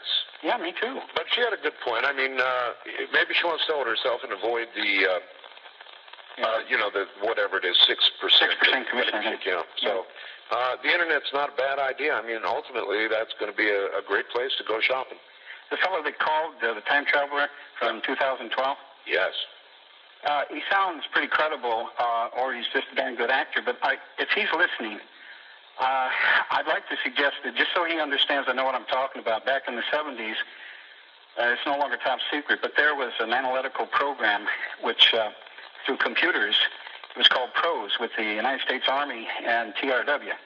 Well, the funding wasn't there. The Army discontinued it, but the program would have basically represented mathematically the problem solving, which would normally take about 8 teams of mathematicians, many weeks, like 8 to 12 weeks to solve one problem. Right. This program could solve in a matter of seconds.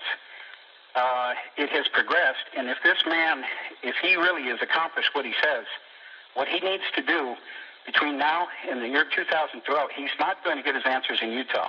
In Las Colinas, out of Dallas, Texas, IBM has their offices there, which in the building, which is high security on each floor. You know what I'm saying about IBM is correct. Yes, well, I know. And he needs to contact them. He needs to appear to present his case to them I don't know. If everything he said is true, you know, if I was him, I think I'd do what he's going to do, and that's just lay back and enjoy the years and the life that he's got left. If what he says about the future is correct, I think I'd just hunker down. 2012 may be the end for him then. Well, that's my point. In other words, if what he says is true, let's just sit down and enjoy life. Right. Gotta run. Okay, thank you. Thanks, Robert. Take care. First time caller line, you're on the air. Good morning. Hello there. Art. Hello. Yes, Art. Yes, that's me. My name's John. I'm in Kansas. Hi, John. How are you? Pretty well. Okay. I would really appreciate your thoughts on a theory that I have regarding light speed. And that would be that E equals mv squared, not mc squared. V for velocity or what? V for a variable, not a constant. Variable. Well, what evidence do you have that the speed of light is variable?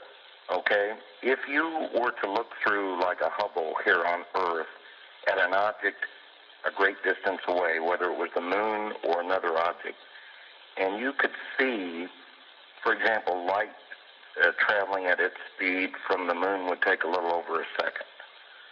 But if you could see the surface of the moon, your vision, by being increased in power, could see things as they actually happen a distance away, like Hubble does.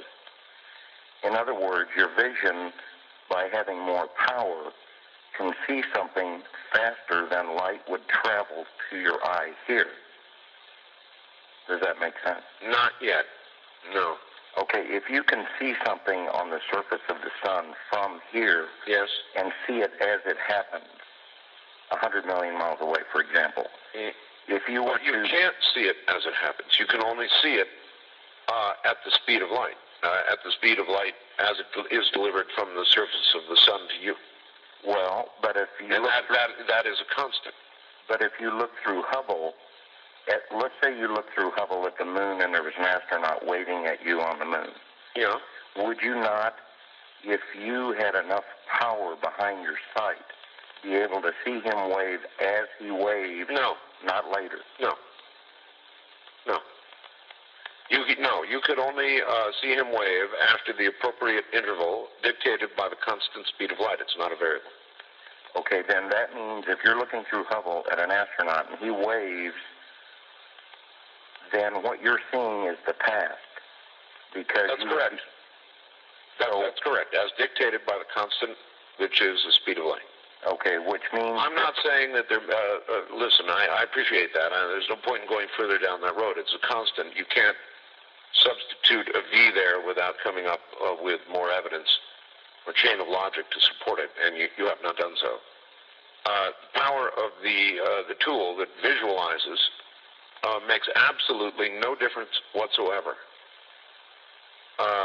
You will simply see a better image of something occurring at a very fixed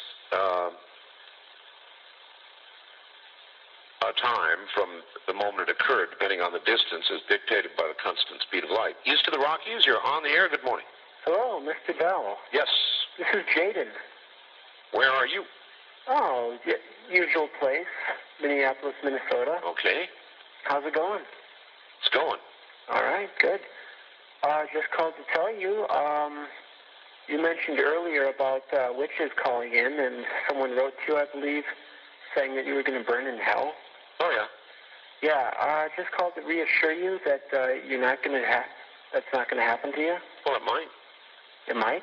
It might. Oh, I don't think so. I mean, you can't rule anything out. I may scorch in hell. You know, I'd be down there shoveling coal with a pitchfork in my butt. I seriously doubt it.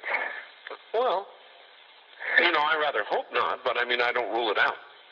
Well, many religions happen to believe that hell is really not that bad. Well, now you appear to be agreeing with me and suggesting that I might not mind my stay so much. Not exactly. I'm just telling you that because... To make me feel better. Yeah. Say that. All right.